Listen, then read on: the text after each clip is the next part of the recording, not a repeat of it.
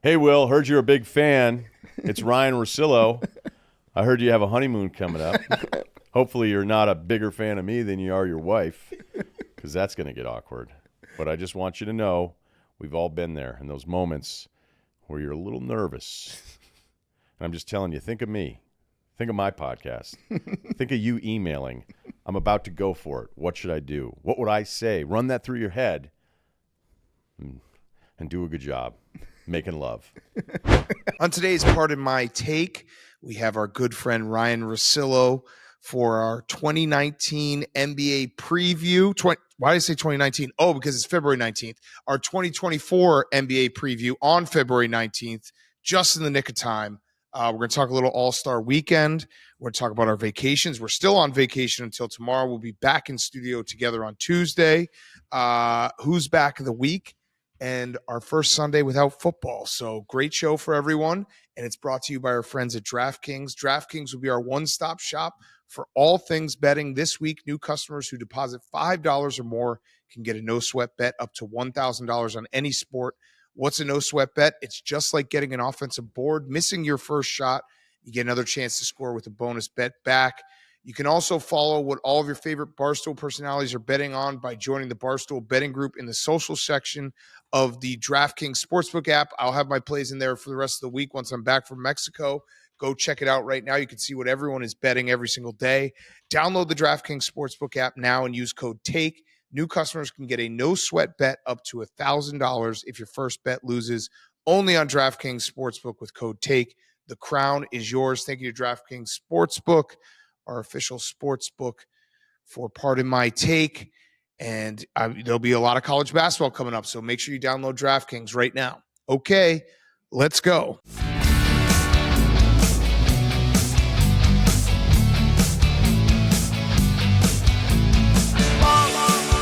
Hey, football guy. Patino. AWS. Bart and Mighty.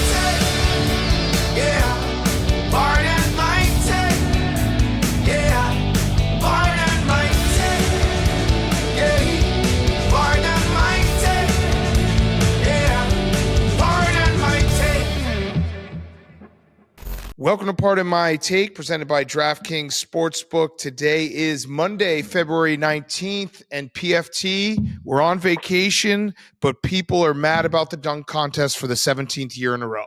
People are always going to be mad about the dunk contest. I like the floor. I like the light up floor. They're doing everything they can to like make it look as much like a video game as possible. But there's really no way to fix the dunk contest. I think they've jumped over the biggest human they can find. I don't know where you go from jumping over Shaq. It's so funny because every year people get upset about the dunk contest. They're like, they got to fix it. Maybe it's just that we've seen every cool dunk, and there's only so many cool dunks that you can do. I mean, credit to Jaylen Brown. He did do a very cool dunk where he used his left hand. That was the first time I'd ever seen that, where a guy was like, look, the difficulty is extremely hard. I'm using my left hand for this dunk.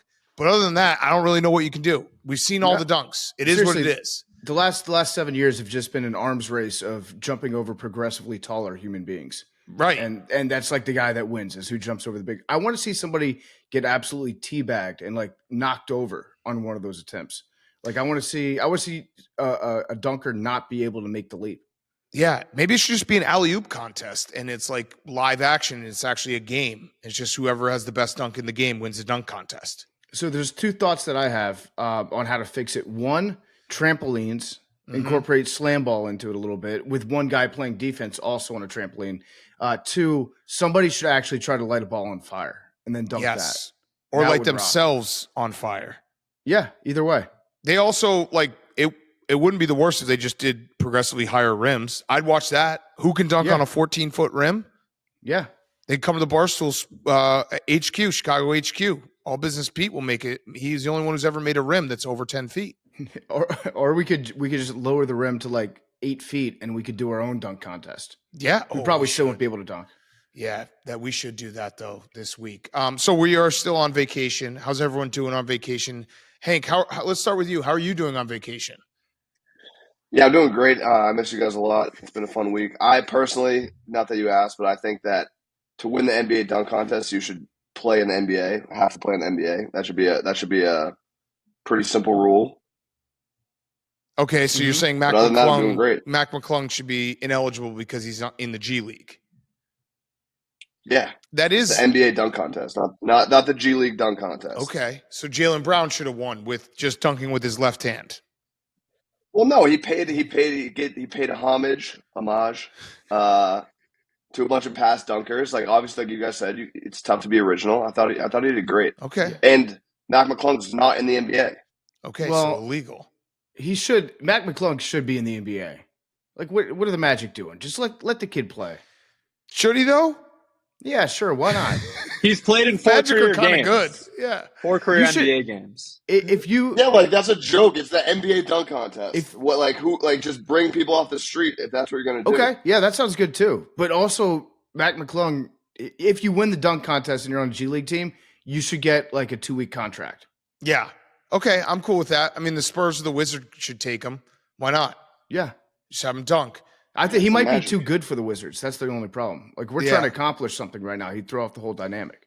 All right, so other things from NBA All-Star Weekend, we had Steph beat Sabrina, who she was phenomenal. People got very mad at Kenny the Jet. That was fun. We got a good old-fashioned witch hunt online, which I Why? because he said afterwards Because maybe I have no idea what you're talking about. Steph beat Sabrina 29-26, and Kenny afterwards said this is why she should have shot from the women's line. But it was kind of stupid because 26 would have gotten her into the finals of the men's competition. I think Dame's winning score was 26. Yeah. But it was good because it was like a good old-fashioned like internet. How could he say that? Let's have a witch hunt for this when it's like this whole thing is a joke. I don't like who actually is watching this on a Saturday night being like, this has to be taken seriously. Yeah, I watched the highlights. I actually think that we were Not me. 100% correct about our prediction for this contest, though, which is no matter what happens, people are going to get mad online about something. Yep. That was bound to happen. If she won, if she lost, if Reggie Miller told Kenny, like, what, are you going to tell her to go play with dolls instead? That was a wild comment from Reggie, too. Reggie was trying to pump the brakes and then he just went off the road. And it was just like, I feel like we don't do those anymore. I feel like the internet has calmed down to a point where it's like everyone gets upset. It used to be everyone would get upset about something and like, get so pissed off and it would be ridiculous. Now I feel like people don't get as mad about everything. So it's good to see people, take out their pitchforks for Kenny in a made up contest, in a made up NBA night that no one really cares about anymore anyway. Yeah, I have a prediction. I think that in the next couple of years, we're going to see this contest get run back a little bit, and it's not going to be Sabrina. What's your last name, Big Cat? Ionescu? Ionescu. Yeah, you know that. Ionescu. Yeah, I do. If I say it phonetically. Yeah, so I think in a couple of years we'll see Caitlin Clark against Steph Curry, and they're going to do like logo threes, like extra long 3-pointers, and that would be cool. Yeah. I mean, Sabrina was awesome. The fact that she had 26, like she should have been in the real 3-point contest because she would have been in the finals with Dame. And also it's Steph Curry. He's the best shooter of all time. Ever. So it's not like you lost by 3 to Steph Curry. Oh no, that's a pretty good accomplishment. Yeah, it's a statement loss. And the home team won the skills contest again. That is just what happens every time. Yeah, I don't even know what the skills contest is, really. They just dribble around. Oh, no, I saw they were shooting from half court for a while. Yeah, a lot of confusing things that I don't really follow with the NBA All-Star Weekend, but seemed like a good time. Seemed like they had fun. They had a great time. Yeah. The biggest storyline I thought coming out of this, I think it happened today. LeBron gave a press conference. Yes. And they asked him if he's, his thoughts on his eventual retirement and how that's going to go. It says 50-50 about whether or not he wants a retirement tour. He doesn't like praise, he said. He's uncomfortable with praise. Mm-hmm. So, introvert LeBron James, we need to protect him. He doesn't want everyone saying, hey, LeBron, you're really, really good. I actually, if you had true serum with LeBron right now, and you were like, LeBron, you can either win a 5th title or we're going to do your retirement tour for a year. I think he might take the retirement tour. He might. I do believe him that he's 50-50 on if he wants it. He's 50% that he wants it, and he's 50% that he needs it. Yeah, exactly. Like, and don't get me wrong, he deserves it. Like, he has carried the NBA for a very long time. It's not a question of whether he deserves it. Sure, he should get his retirement tour. The fact that he's pretending that he will be reluctant in any way on this retirement tour is the most ridiculous comment I've ever heard. Yeah, I agree. I think there's actually a possibility that LeBron just does an extra year in the NBA where he just plays home games. Yeah. I just Yeah, don't and want travel. just standing ovation. No, but he needs the presents. We need to, every city needs to give him a present. Every team brings the present to him. Yeah, that was like when who was it? Was it Mariano Rivera who got like a surfboard from the Padres? Like, what the fuck Yeah. are you going to do with this, dude? They just The gave you a surfboard? The coolest gift he got, I forget what team gave it to him. It was a throne made out of broken baseball bats. That is cool. Because he had such a good cutter. That's a great gift. Yeah, but yeah, LeBron pretending he doesn't want a retirement tour is very funny. All right, what else is going on in the sports world? I have a confession that I think, even though I was disgusted by the flop in the Ohio State game, I think I'm going to become a Caitlin Clark super fan because she makes people so angry, and I love it. Like the Jay Williams saying that she's not the greatest all time because she didn't have a ring, all this stuff. I just Caitlin Clark gets people very upset, and I'm all for anyone who just agitates the world like she does. And she doesn't do anything. Like, she's not doing anything other than being awesome at basketball and breaking records. It's just other people's hot takes then get everyone else upset. So I'm in on Caitlin Clark all the way. Yeah, and it's funny, like everybody out there has a take on Caitlin Clark. Yeah. Everybody, and they're all shocking. Like I was Jason Whitlock did his live show. I know you're a big fan, Jake. And in his show, he was like, she's the biggest basketball player in the world, men's, women's, pro, college.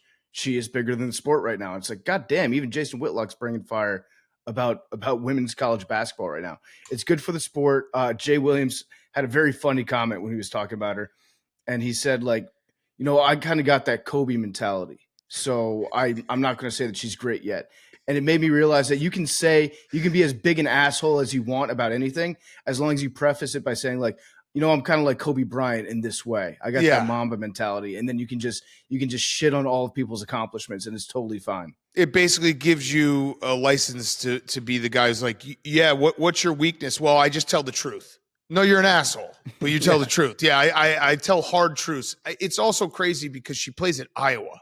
If Caitlin Clark could have gone and played at UConn or South Carolina or Tennessee and like won titles, she plays at Iowa. She stayed home and has gotten them to the championship game, a program that doesn't do that. So I'm all in. It just makes people every day you can just go online and just see a Caitlin Clark debate. And I love that for us. I love what she's doing for us.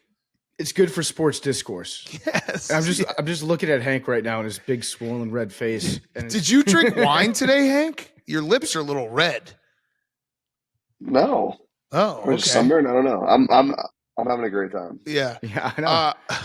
Okay, what else? I hear every other like third word, but is that because of the internet or because of the cocktails? It's probably a combo, a little 50-50. I miss football. I'll say that right now. Today was a tough day.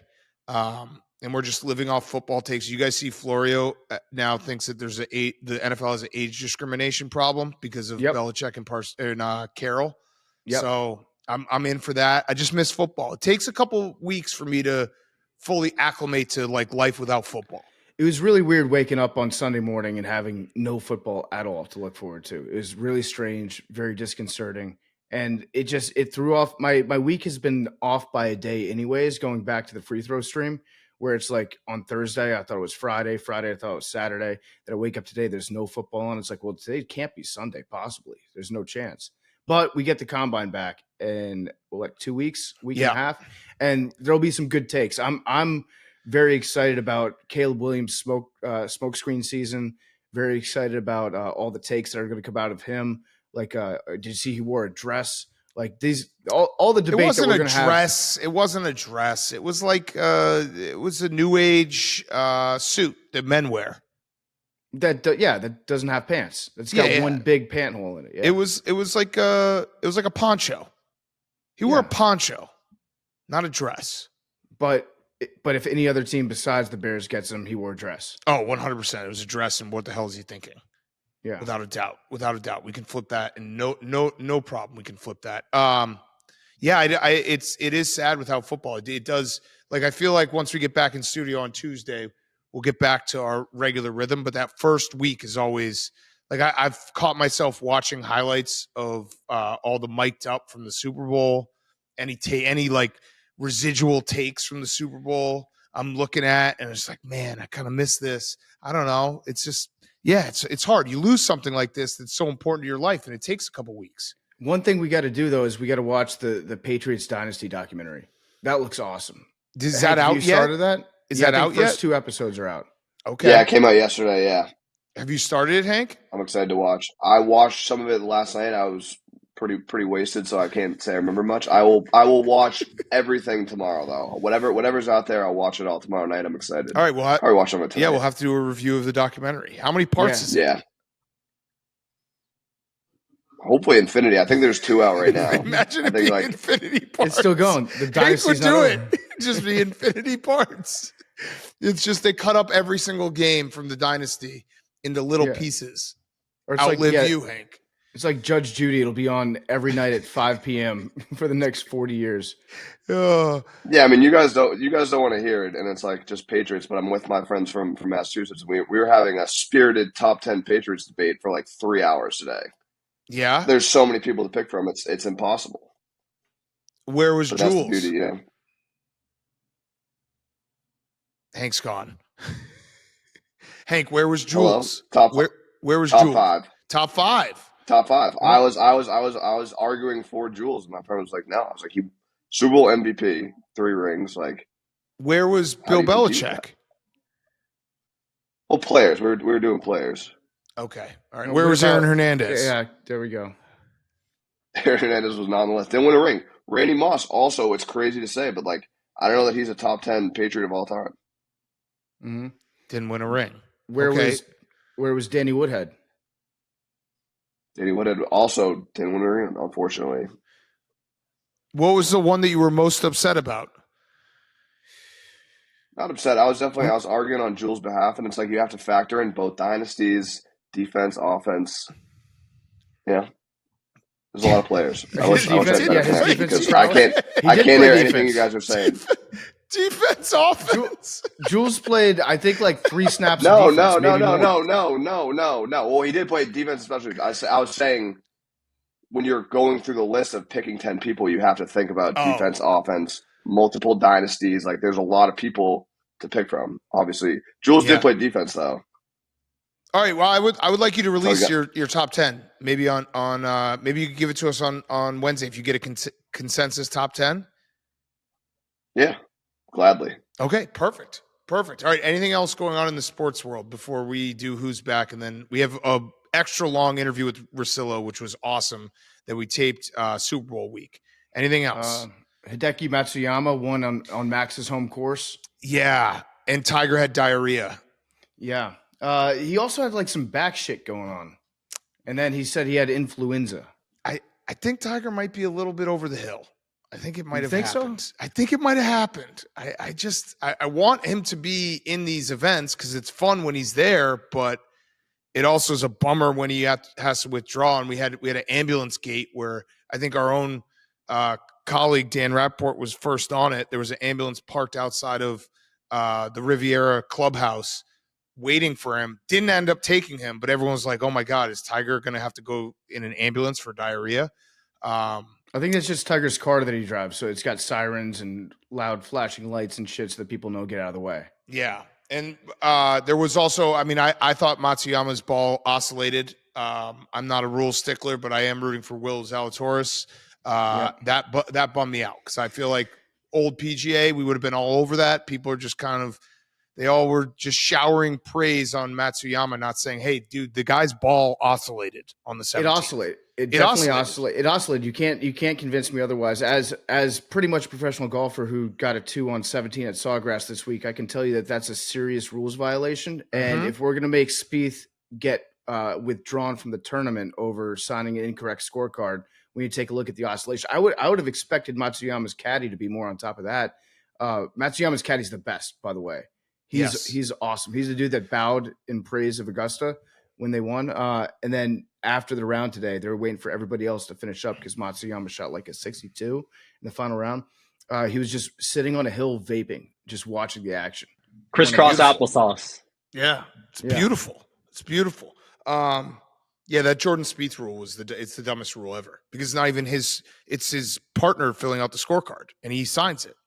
Yeah. That's So stupid. you keep track of your partner's score, and then you sign off at the end. And they've got like cameras and everything tracking these guys around, all the leaderboards. I guess you can't. Not every tournament has every shot televised like that, so it might be more difficult. Which is But why there's they a make guy you, walking with them. There's Yeah, a there rules should- person walking there with should- them. There should be a guy that keeps score for each pairing. Yeah, and if he gets it wrong, executed. Yes. That'd be live. But yes. Or just have him do like butts up, just like stand 50 yards away and you can fire a driver at him. The whole he has to stay. Yeah, he has to be a human bullseye at the driving range the next day. Yeah, I like that rule. Yeah. Okay. Let's do Who's Back of the Week. Then we'll get to Russillo. Who's Back of the Week is brought to you by our friends at Gametime. You shouldn't have to worry when you're buying tickets to your next big event. Gametime is a fast and easy way to buy tickets for all sports, music, comedy, and theater events near you. I've used it for everything. I've used it for baseball, basketball, hockey, comedy, live concerts. The best. Gametime has it all, and you can get last-minute deals with the Gametime app. Gametime is the only ticketing app that gives you complete peace of mind with your purchase. See the view from your seat before you buy. That's very important. I've done that every single time. Make sure that you got the right seat. You know exactly where you want to be. I even did it for Disney on Ice. So you know exactly what to expect when you arrive with Gametime. All-in prices show your total upfront, so you know what you're getting, a great deal without hidden fees. Buy tickets in seconds with 2 taps. Take the guesswork out of buying tickets with Gametime. Download the Gametime app, create an account, use code PMT for $20 off your first purchase. Terms apply. Again, create an account, redeem code PMT for $20 off. Download Gametime today. Last-minute tickets, lowest price, guaranteed. Pardon My Take is also sponsored by BetterHelp. A common misconception about relationships is that they have to be easy to be right, but sometimes the best ones happen when both people put in the work to make them great. Therapy can be a place to work through the challenges you face in all your relationships, whether with friends, work, your significant other, or anyone.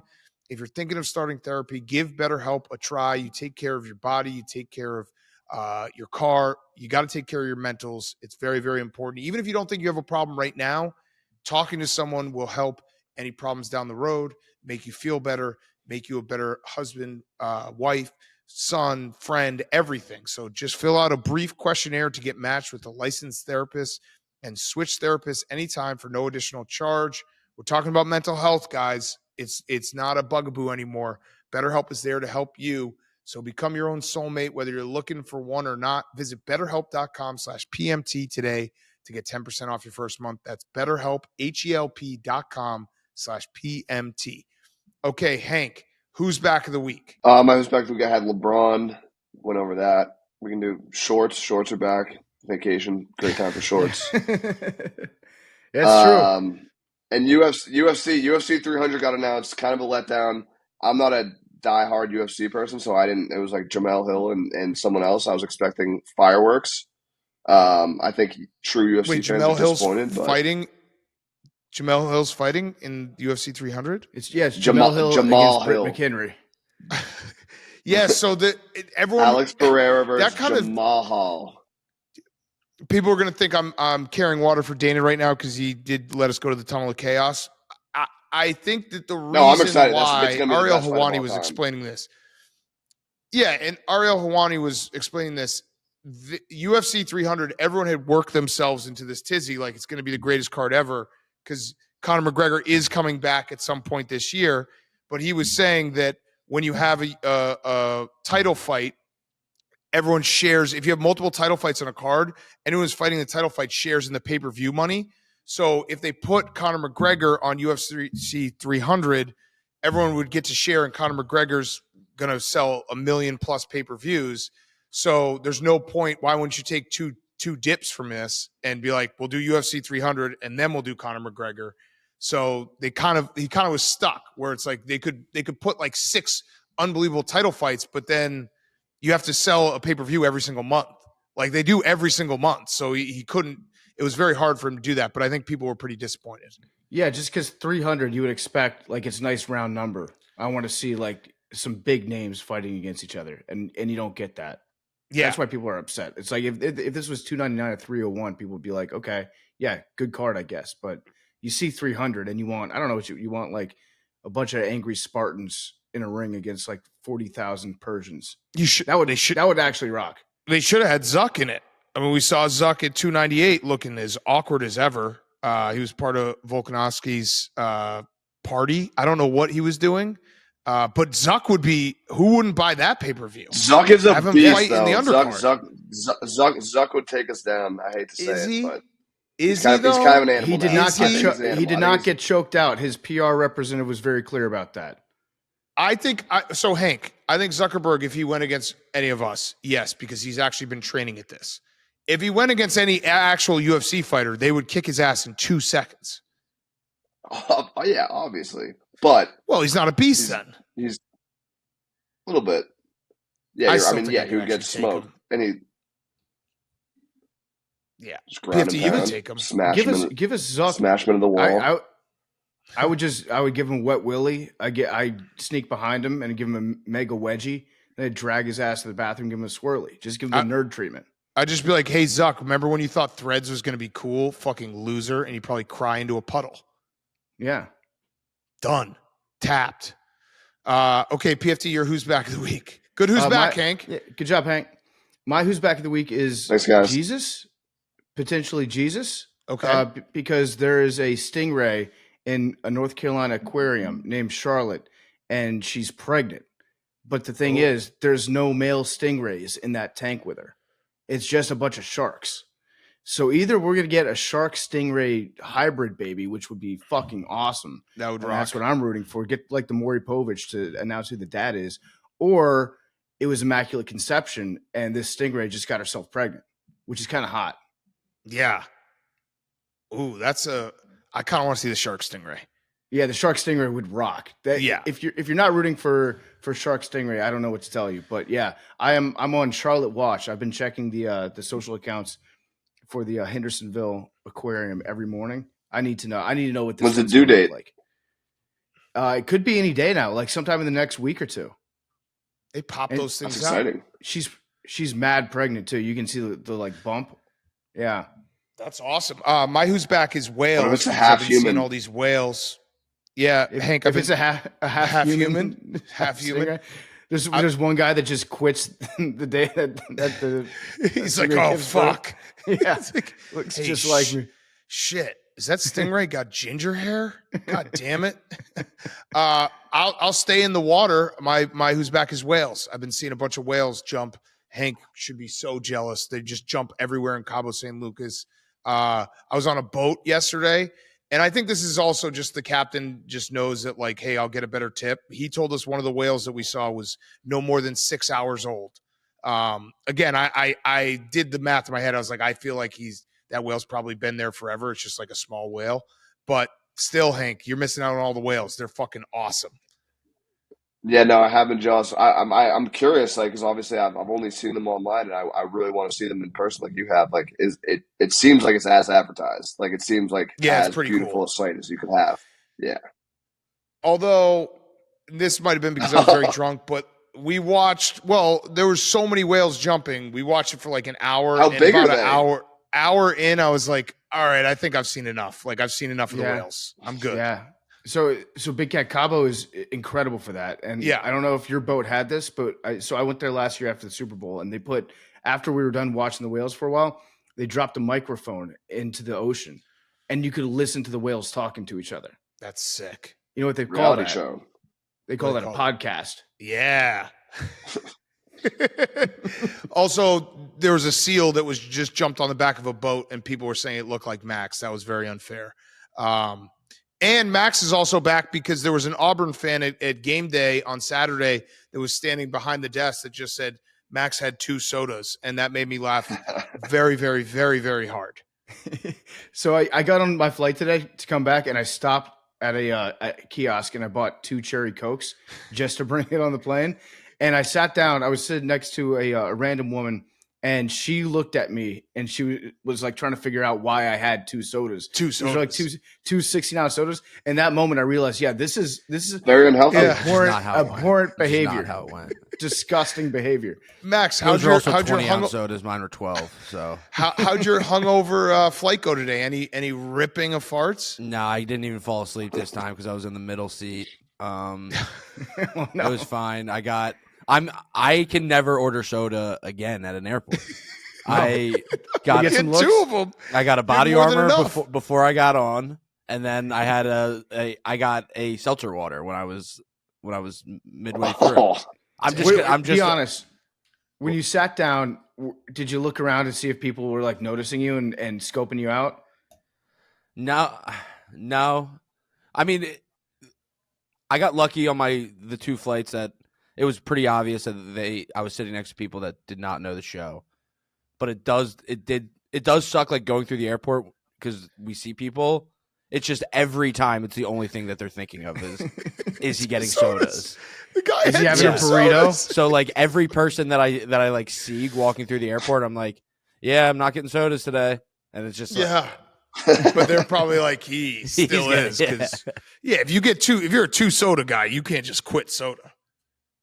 yeah. No, I had no soda. I had a body armor, and then so I'm just gonna be the biggest seltzer water guy on a plane ever now because I can't have that pre-flight meal? picture on Twitter of just me ordering a soda. You can't have Yeah. What'd you have for your pre-flight meal, Max? bacon, egg, and cheese, English muffin. Yeah, smart. That's farts. That's a fart. What do you want me to eat? Maker. What do you want me to Nothing. eat? Air. Salad. Yeah. The AWO who did that at the Auburn Kentucky game. Shout out to him. And it would be a shame if we just had Max had 2 sodas at every single game for the rest of the year. I still like don't believe that was real. I mean, that was Oh, it's crazy. real. Yeah. It's real. Also, shout out Coach Cal, who like ripped an awesome wrestling promo after they beat Auburn. Just like, I'm the worst coach in the country. I like that. I need Cal to get a little swagger back, little shit to him. You know? Yeah, because for a long time, Cal just pushed back against the very notion that he could be an underdog. Now, Right. like, embrace that. Yeah, you are. Go after it. All right, Jake, finish us off. My who's back is Coach Doug's. We had an Yes. official announcement from EA Sports. I feel like all the other previous announcements were kind of rumors and piecing things together, but the EA Sports college account officially tweeted that we're getting it this summer. This is like when Dan Snyder sold the team. There's been like 20 different announcement dates that have come out being like, the game's coming back. But none were from the Commanders besides the last one. Yeah. True. So this is The real officially official. And if we're in the trust tree right now, obviously I'm very excited for the new game. I'm worried that the new game's not going to be as good as the old game. And I'm also like, the battles I went through with the chat, I don't know if I'm mentally ready to do that again. So I woke up and I saw it and I was like, awesome. And then the first thing I thought of was Poopy Stinks. And I was like, I'm back in a fucking torture chamber where these guys are going to say no sound, sliders, all that stuff, and just wreak havoc on my brain.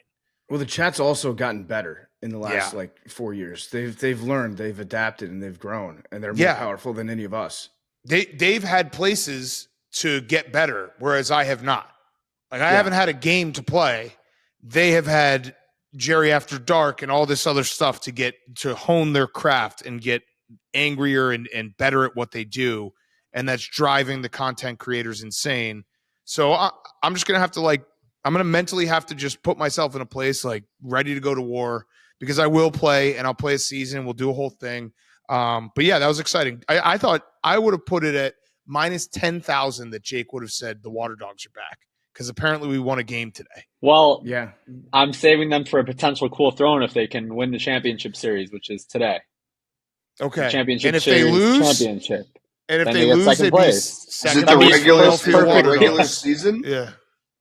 No, it's a Is it the regular standalone tournament. season? It's promoting the sixes format, which is what they're going to use in the Olympics in 2028. it's like the preseason tournament, yeah. but it's regular season. I don't Totally want to win different it. format. I'll say it right now. I don't want to win that. I don't want to win the preseason tournament. I think if we win the preseason tournament, we're screwed for the regular season. I think if we win Ravens. that, Max should raise a banner for it, but we shouldn't Yes. acknowledge it. Yeah, I don't. This isn't we're not getting a ring. Where are our rings? Do we know? We have them.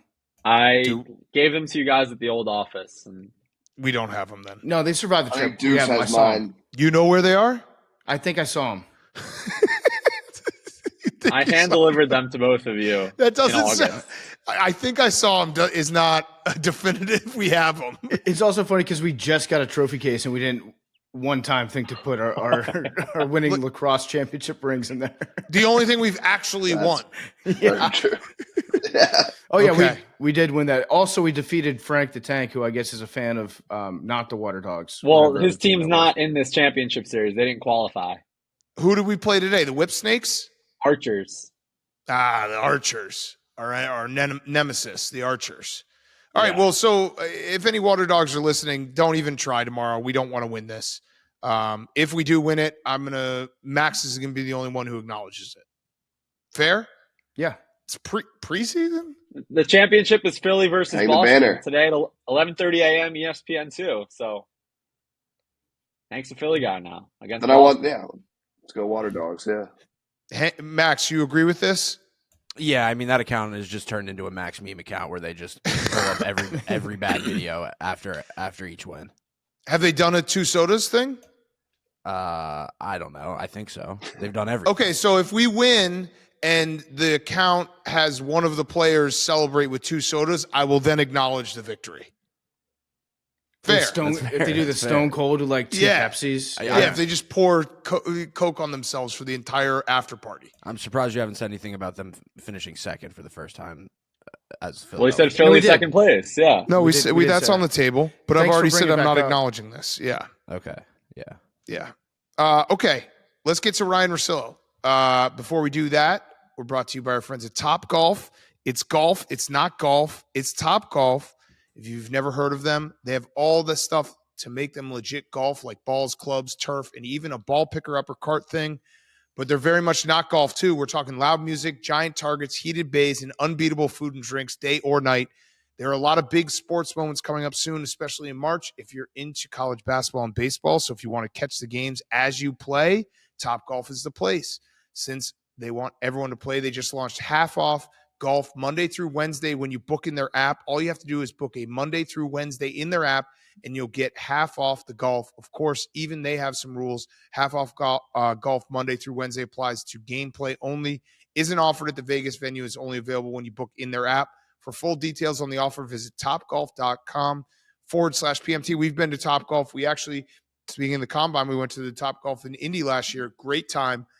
So for a limited time, get half off golf every Monday through Wednesday when you download and book in the app. For full details, visit topgolf.com/PMT. That's topgolf.com/PMT. Okay, here he is, our 2024 NBA preview with Ryen Russillo. Okay, we now welcome on one of our favorite guests, great friend of the program, for the February 19th NBA preview. It is Ryen Russillo. We have some, first of all, thank you, Ryen. Good to see you guys. We're taping this before the trade deadline. We are. But Where did LeBron get traded to? I didn't see this coming. Look, I don't think there's going to be any good trade deadline jokes. Okay. I just don't. I mean, unless you guys are into the tax savings. Oh, I'm into First- that. Yeah, you first do and really second- well on this show when you talk about You're really tax. selling the NBA well.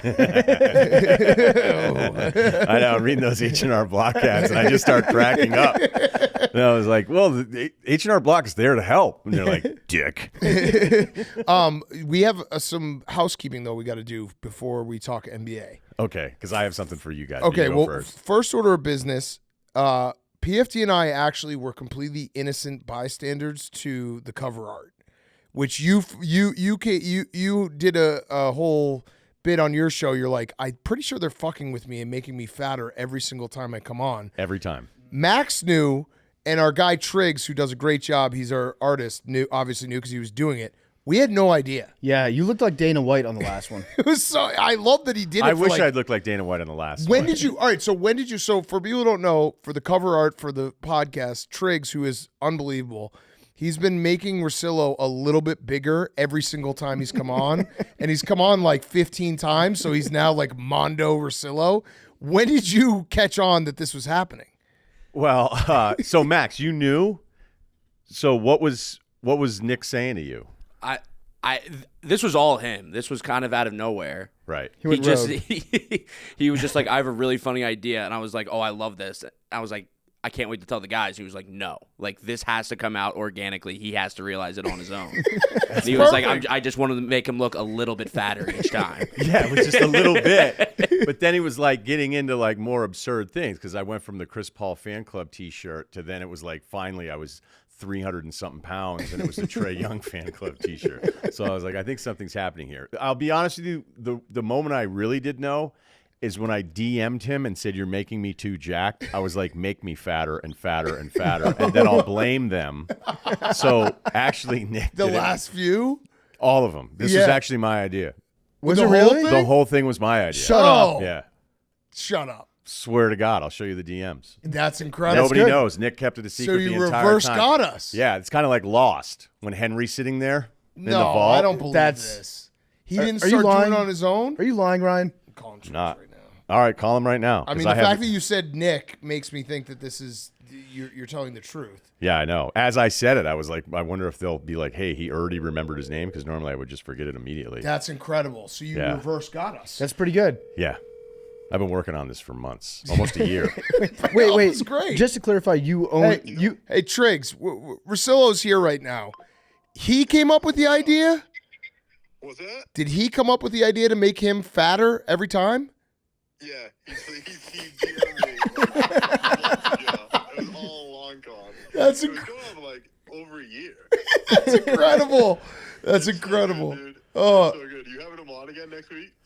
February 19th, NBA preview. Hey, you should ask him if he wants me to just make him fucking enormous. He's right here. He's sitting right next to us. He just told the story. We told the story being like, we didn't know that Triggs was doing this, and then he's like, actually, I was the one who was doing it. Yup, dude. He fucking DM'd me like a year ago. It's so good. That's incredible. December All right, yeah, 22. We'll make you know what? You can make him whatever you want, either really small or just like maybe make him Yeah, maybe. like a Yeah, I like T-Rex, that too. Godzilla, Tiny Russillo. arms. Give him Yeah. tiny Yeah. arms. That'd be Thanks, worse. Triggs. Yeah. Like So Ryan, to clarify, your big prank on us was making yourself look really fat. And then blaming us for making you Yeah, look but fat. then I was going to That's blame good. you at some point. Yeah, it's good. That was the whole point where I was going to be like, who's doing your fucking art? Who is this guy? You know? What do you get some socialist in charge of this? That's incredible. Yeah. So as you guys were doing that, I was like, we never actually talked about it because I once finally I was waiting for listeners to figure it out. Right. Because it was getting absurd. Right. But I was like, you're making me too jacked. Like you're doing me too much of a favor. I'm like, just fatten me up, but stages. So again, this is like 15 months of this, I think. And by the time the third one came out, I was like, all right, I think we're there. Kind of That's like, incredible. like jokes. They work in threes. Yeah. I like. Yeah, so he was like, are you sure? And I'm like, yeah, better. Keep going, but grosser. And he was like, all right. And I loved it. And then finally, on the third episode, it was posted, listeners were like, dude, what is going on with your cover art? And so then I was just going to attack you guys. Oh, that's And perfect. that's but I didn't like get really mad because I didn't want you to get mad at him. It also would have been like you could have gotten really mad at us, and we would have just been like, great joke by us, I guess. We've done it Yeah, again. Yeah. That's why I think you were so. Yeah. Normally, this would have 100% been something you would have done. Yeah, and right. since you knew that you had nothing to do with it, Right. you kind of weren't. You're like you didn't know what to do. You're like, all right. There was no victory left. I'm gonna show these guys. I'm gonna look so fat next time. Yeah, the payoff there really wasn't a payoff. No, I'm thinking about it. You should have. The only thing you could have done different is have Triggs tell us that he was doing it, so then we felt complicit in making you fatter. Because when you said on your show, I think they're making us fatter, I was like, okay, cool. Yeah, I don't know that there really was when I did this. I'm like, oh boy, when that day happens, like, It's kind of a perfect anti-humor joke. Yeah, like, it's not even that funny.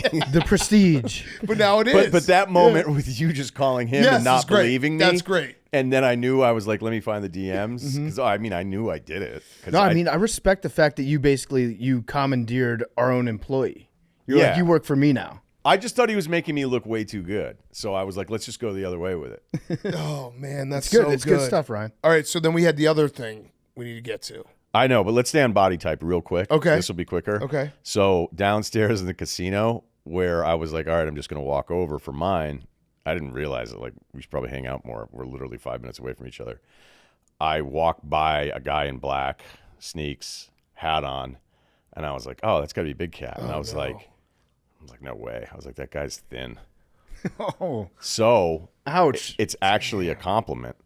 You look good. It was me? It was you. Oh. So I walked past you into the main lobby going, that can't be Big Cat. Yes. And it way was. faster It was. He's doing. You know- he's doing the reverse of the album cover, the art cover right now. Do you know what's a really, really good, because I know you do diet tips with your listeners and you do like, with your life advice, gym stuff. Yeah, we're always doing stuff. Yeah, all Thanks. that stuff. A really good tip for all your listeners Keto. is start a 40,000 or get a 40,000 square foot office with a basketball court and full weight room in it. That will get you in shape. I always kid around with people about this, but I'm kind of serious. You could be hot. I think you could be hot at some Could point. be hot. But that is the key to fitness. Just make Doing a it? basketball court in your office, and you really can't. You can't be sedentary when that happens. No, I mean that when I see the clips and I see everything, I'm like, this is incredible. I was looking at Matt Holliday's setup, and I go, should I just do that? Yeah. Should I just move to North Dakota and have square footage? Yeah, a just huge big barn. warehouse. Are you kidding? What You know is his setup? Well, it turned into like the number one prospect in baseball, his son. Yeah. But there's like they've got this entire warehouse where it's literally any activity you could ever want to do. Like, how could you not be a great athlete with that at your disposal? And That's the fact very that his cool. dad was like a sick athlete as well probably helps. But Yeah, chiseled jaw. that kid has a jaw. So you don't want to do the Hank thing right now? Oh, yeah, I'll do the Hank thing. I just Okay. wanted to do that because it was mean, but it wasn't. So tell the story real quick, Hank. He told it on his stand-up. It was actually perfect. Russillo texted me asking if I was going out right when Hank's slide showed up that said, what was the exact phrasing of it? Well, just Ryen Russillo is the picture of, Yeah. of short PFT that's slightly photoshopped. 3 inches shorter version of PFT. I still, to this day, think it was a bit just based off our interactions. Like, I've always been normal. And it was the life advice in Los Angeles we did at the Super Bowl a couple years ago. God, that was a while ago. I think you talked about it and I Oh was yeah, your going balls were hanging out. in the episode. I covered him up this time. We were also the first people to be in your house in like 3 years. Yeah, no one had been there yet. You guys gave me advice because I was going to my brother's wedding like the week after or something. You guys gave me advice on the best man speech, and then in the episode you talked about cameos and doing stuff like that. And I prefaced it by being like, I understand, you guys get asked to do stuff all the time. I know it's kind of a burden and not, can be annoying. So I try not to do it unless it's, important. Obviously, my brother, who is a huge Russillo fan, Huge. and probably listens. Yeah, he listens to you more than he listens to us. Like he's been a fan for a while. Well, he's getting older. And after the episode, I was listening to the live episode. I texted him. I was like, hey, I'd really, you talked about the cameo thing. I'd really appreciate it if you could just do a little video shout out for my brother. He's on his honeymoon. Like, here's some talking points. Still text back. Yep, no problem. Nothing. Crickets. And he was like, no problem. So I was like, he'll send it or maybe he'll DM it. I don't know. Never came. And then I think the next time I saw you, he was like, remember that video? And you're like, oh yeah, I'll send it. I got you. And then it just never came. And so I was like, I think he's doing a bit. Yeah. There was no bit. I can never figure it out. Every time I think about you, I think about the video. How often do you think about him? Well, more than you'd think because you guys have a lot of content out there. So anytime a Hank thing pops up, I'll be like, was the window that it had to be before that weekend? And then I think you would believe me in knowing your brother likes me that much. Like, I would definitely want to do that for him. But I thought there was this imaginary window where it was closed. And that's kind of what happened, right? Yeah, it was like the next time I saw you was like maybe a year later, and I was like, Oh, and it was still open? well, you're like, I'll do it. You're like, should I still do it? I was like, yeah, it'd be funny. Like, because it was like I think you said the same thing. I was like, yeah, it'd still be funny. Like, I'm sure it'd be a funny video. You're like, yeah, got you. Sounds like the window never closed. Yeah, so the window's still not. Yeah. Yeah, so you kind of right. actually, I think Hank closed it last night. Actually, when he told the he story, might have. We could still do it. it feels like this is coerced now. Yeah. Maybe let's give it another year. Yeah, I want to come up with something right. I want to send the right message. I think when you had said it, I was like, okay, I feel like I have to do something funny. And then I was like, maybe I can get like the wrong name to whoever he's getting married. And I was like, actually, that doesn't always work out because then it would be like, what's going on? So I screwed it up. I definitely screwed it up. I never did it intentionally going, the fucking guy thinks I'm going to do this video, because I would never actually do something like that. That's where I was confused. You're like, yeah, no, you immediately responded like, no problem.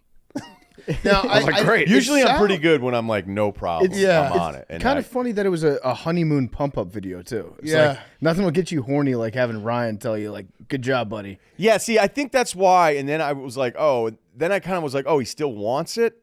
So I think that's what How it long was. is this So you know what? honeymoon? This is a bit like our NBA preview. Yeah. This Yeah. would be perfect. Good I point. send a pump up honeymoon video, and they've been married for 2.5 years. Yeah.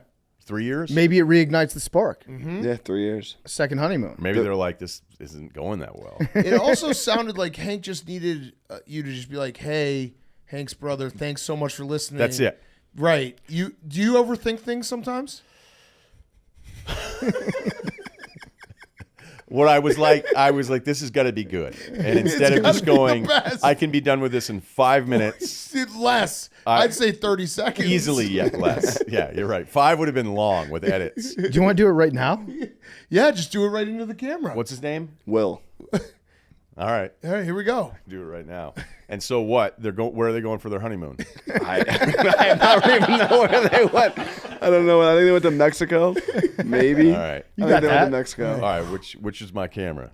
Do we want the middle one here, or we going? Yeah, we punch it in. Punch it in. We Use going your words, names. handheld here, like The This Office. is great. All right. This is great too because it's still not going to come out for another 2 weeks. Hey, Will, heard you're a big fan. It's Ryen Russillo. I heard you have a honeymoon coming up. Hopefully, you're not a bigger fan of me than you are your wife, because that's going to get awkward. But I just want you to know we've all been there in those moments where you're a little nervous. And I'm just telling you, think of me. Think of my podcast. Think of you emailing. I'm about to go for it. What should I do? What would I say? Run that through your head and do a good job making love. That's so romantic, That was Ryan. great. That was awesome. That was Thank There you. was a little stumble there at the end. Should we Thank do it you. again Yeah, later? Let's just do it later. I did also, I don't know if you have called your fans this before, but when I started, I was like, any Russillians in here tonight? And it got a good pop. Yeah, it did get a good pop. Never heard that. What do you call your fans? So I didn't know what to call him. I was like, it's Ryen know. Russillo. And I was like, any Russillians here? And people were like, yeah, Russillo. I thought when Will Kane called his listeners the Willisha, I was like, no, Ooh, I like that. yeah, it just couldn't be topped, so I was out. The Willisha. The Willisha's really good. Yeah, It that is also, very good. It also people like would look at his politics and be like, no shit. 3%ers. Yeah. All right. Russillians, something to Yeah, think about. something to think about. What Thank are you you, guys? Hank. You guys are what? AWLs? Yeah. What about Russilliacs? Yeah. Whoa. Yeah. What was Rome? You were in the jungle. You Yeah, were you're in in the jungle. Yeah. Hey, Rome, thanks for the vine. Yeah. That's what you'd say if he'd let you call in. You get a vine into the jungle. We got lucky though. AWL's like wasn't something conscious, but then it worked. And then Dave would always say like, "You got your AOL things." It was like, all right. I don't know. Did that work at all? Yeah, that was great. You know what? I That feel was like it's great. not personal. Don't enough. overthink it. Don't overthink Nah, it. I don't- No, I mean, he also, it was 2 You don't years know ago, the and he guy. saw me talk about it last night. He's like, that was funny. You know Yeah. what? Maybe this will get him to listen to our show instead of Ryan's. Yeah, friends. there we go. Yeah. That could help you guys. Yeah. Make sure. Yeah, well, that's another listener. Ever since this Kelsey pod popped, I've just been DMing starlets left and right. Yeah. Yeah, no, we've Who, been who- trying whose to DMs you slide? We're trying to get Hank to fuck Beyonce. Yeah. That's aggressive. I'm not going to say who it was, but I looked at an actress. I was like, I think this is obtainable. And I kind of went in with like, hey, if you Google me, like, you'll see a mugshot, and it's not a big deal. And, here's just what you need to a good know. leader, It's, yeah. you Life know, episode, my balls were out. Yeah, but I've got great quads, and I'm still, you're not going to run into a ton of guys my age that are putting in this kind of effort. Fact. Just so you know, house isn't bad. So, and then it was just scene. Melissa McCarthy is married though. That's not funny. She is. She's very funny. Yeah, She's very. awesome. She's my favorite. Yeah. Sounds like you really like her.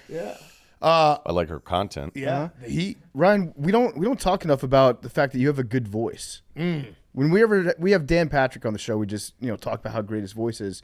You have an underrated voice for radio, for podcasts. Well, I'm classically trained. Did you work on it? Bass 2. No, this is my voice. My dad's got a good voice. You never had to like lose the accent or anything? I never really had it because I was born in Connecticut. Oh, there's no accent there? No, there's no accent. I mean, there's certain words that have a little twinge of New England in it. So instead of saying like got, I'll say like gut. or something. But I just always think it's fucking stupid when people give other people like a hard time about like how they'll pronounce certain words. Like I think New England has idea instead of idea. Yeah, that's a good one. That's I one. love when Max talks Philly to us. Yeah, but like that's a real accent. Now, granted, the Massachusetts one is weird because there's just different pockets. Like you can have a South Shore kid who sounds like he's not even speaking English. Yeah. And then you'll run into like a Concord, Mass guy who sounds like he's from Connecticut. Yeah. So there was no like working on it. But I was in like the chorus for a bunch of years. So Your when I voice say- is great. You're when a I say- singer. yeah, classically trained. Yeah. I've You never do heard have you a sing. great radio voice.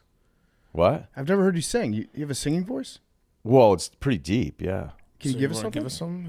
I don't know. I was trying to find the sheet music for it. I couldn't find it. Like we sang this thing. We went to Germany when I was in high school. Like you had to make the choir, and then there was like a special select choir, which I know sounds like loser fest, but all these guys decided to try out because there was always hurting for guys. A youth group for males, young males, that gets to Yeah, go right. serve in Germany. Got it. So we, I never told the story before on the podcast. No. So a bunch of the guys, like our senior year in high school, again, it's Martha's Vineyard, so it's a little artsy, a little weird anyway. And they were like, hey, this group's going to Germany. And like, if you can make this choir, like we'll all go to Germany together, like at the end of our senior year when we definitely won't give a shit about anything. And back then on the Vineyard, they used to let the seniors get out of class like in the beginning of May to work earlier in the summer to save money, when you were going away to college and everything, which I don't think they do that. That's a long time ago, obviously.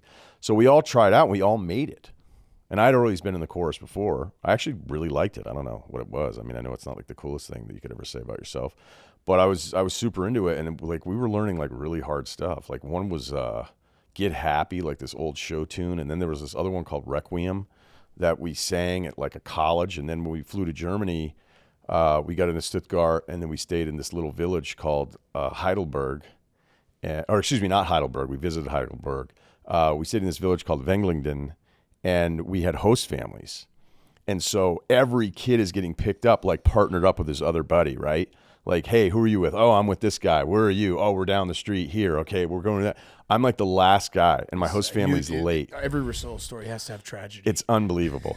So everybody's getting picked up in like these Beamers and fucking Benzes, and like just sick as cars, because if you're a host family, you're going to take on somebody for this much time. You might as well, even though we were traveling a lot while we were there. And I get picked up in like a piece of shit Passat, and the woman couldn't have been nicer. And she was enormous. And then the daughter was fucking enormous. They were like volleyball. Like she would have been an international like volleyball player, and the daughter was raised to be like this volleyball player.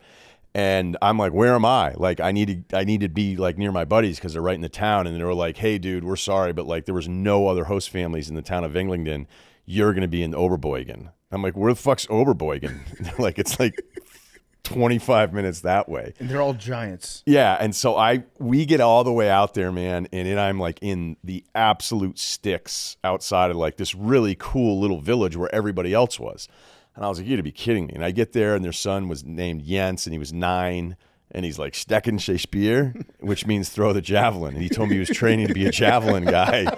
And we're just throwing a javelin, like not back and forth, but kind of. Yeah. Catch with the javelin. And I'm like, God, this fucking sucks. And so I call my buddy, and just to your point, like I'm like, are you serious? I don't even have a side guy, Right. And I'm solo, and I'm in Oberboigen or whatever. Throwing a javelin? Right. And I'm throwing a javelin with Jens, really nice kid, sweetheart of a kid.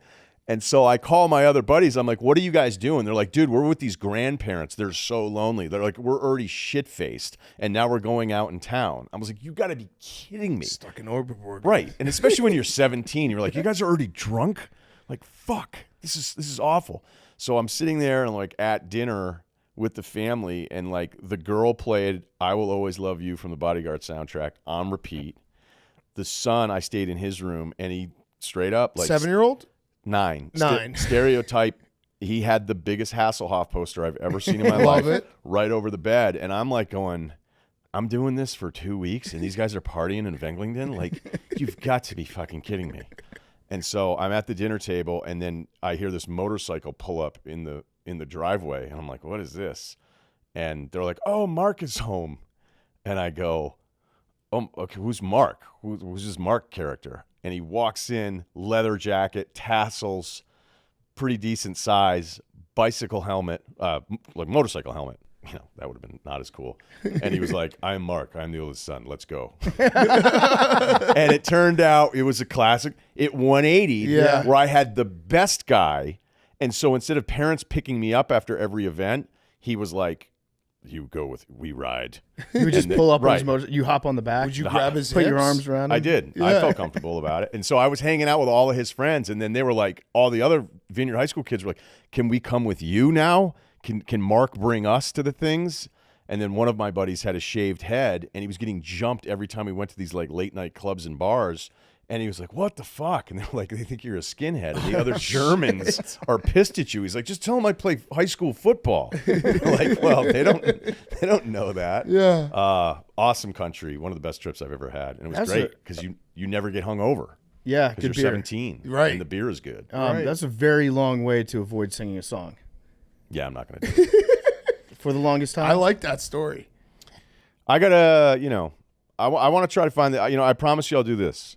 When I find the thing I was looking for, this Requiem sheet music, because I wanted to see it again, because I remember how hard it was and how into it we were. Like, it was tough. We had, like, practice outside of school. We had you to go, read like, music. When I was back then, yeah. I mean, I could figure You it know out. what he's doing right now. You're now Hank's brother. Yeah, I'll do it. I'll do it soon. Yeah. I'll get that video to you Yeah. soon. I'm not going to sing right now. Got it. Okay, Yeah. That's fair. That's probably fair. Well, let's talk. Was some that story NBA. long enough? No, it was a great story. Shout out, Mark. Throwing a javelin with a 9-year-old. Jens, worth the story pissed right at there. the world. We might actually have to do. We used to do like little cartoon shorts for some of our stories. We might have to do that for that story. Just a young Ryen Russillo. Dude, throwing a and here's the javelin. thing. We went fucking crazy, like, on the second half of the trip. And then they had to do an announcement with all of us. And the problem was all the seniors were like, we were already done. Yeah. Finals, class. Like, You I'm don't already, own us. I'm already going to school. Like, we're done. We're not coming back to anything. So it was like a really shitty timing for anybody being in charge. But I remember, like, we were so wild that they were like, had a meeting. And they go, hey, we got host families complaining about people throwing up, fights, like, we don't know what's going on with you guys, but, like, we'll turn this plane around. And it's like, no, you're not. Like, it's not going to happen. And they were like, from now on, every one of you has to get picked up by your host parent and leave with them. And then, you're up to them. And then it was like, well, that's awesome because Mark is picking me up every time. This is my dad. Mark? Yeah. We're going to get back to Ryan in a second. He's been brought to you by Coors Light. Ice cold Coors Light. I love it. Mountains were blue big time in Jacksonville. Bluest mountains in America. Bluest mountains I've seen in a long time. I think the mountains are bluer this summer, this spring, whatever today is. I guess it's February, but I'm in that vacation mindset. I was drinking Coors Light. It was delicious. From day-to-day annoyances to the big stuff that life throws your way, it's easy to get worked up, but there's a better way, a chiller way. Turn that canceled concert into a parking lot dance party. Too cold for an ocean swim? Play volleyball, light a bonfire instead. That's choosing chill. And when you choose chill, reach for Coors Light. When the mountains turn blue, it's as cold as the Rockies. When you choose to rise above it all, choose chill, choose Coors Light. I had a couple blow-up holes this weekend. Grabbed a Coors Light from the cart girl, cracked it open. All my worries went away. All my problems went away. Get Coors Light delivered straight to your door with Instacart by going to CoorsLight.com/take. Celebrate responsibly. Coors Brewing Company, Golden, Colorado. And now here's more Ryen Russillo. So Shut up, Mark. Let's talk some NBA. Yeah, what do you want to do? The association. I want to start with the idea that, are you on the precipice? I know we got a lot of basketball left, of having the worst NBA playoffs of all time if James Harden gets a ring. This is an awesome question. I didn't know we'd start here. Because the Clippers are good. They're really good. They are good. They're Like so it's good. finally, they've been a joke for the last since the bubble, and the super team. But now they're good. You could have been a lot meaner because you could have just made fun of, like, the Chris Paul era Clippers there too. Yeah, no, I that's didn't. not a joke. No, we'll get to Chris Paul. That's all right. Yeah. I was wondering, like, the best thing you guys could do with me would be, what would be, like, the hate list of if this guy wins an NBA championship and, like, work its way down. Yeah. Right? Because of all the years of takes. And, I don't even know that, like, does it mean I was wrong about Harden for 10 years if he wins it this year? Yes. Yes. No. Yeah. Yeah, it does. I think So if we none could of get, this stuff happened? Yeah, no, we could if he get wins Harden- a ring, he can be like, fuck you to all the haters that said I couldn't do this. Well, I know that's The what's going to happen. only That's thing that would how be- I'm going to feel. if we get Kyle Lowry on the Clippers, I think that would be the best thing that's ever happened I for the know. discourse of Ryen Russillo. No, actually, it was in Brooklyn when it was Kyrie and Harden together.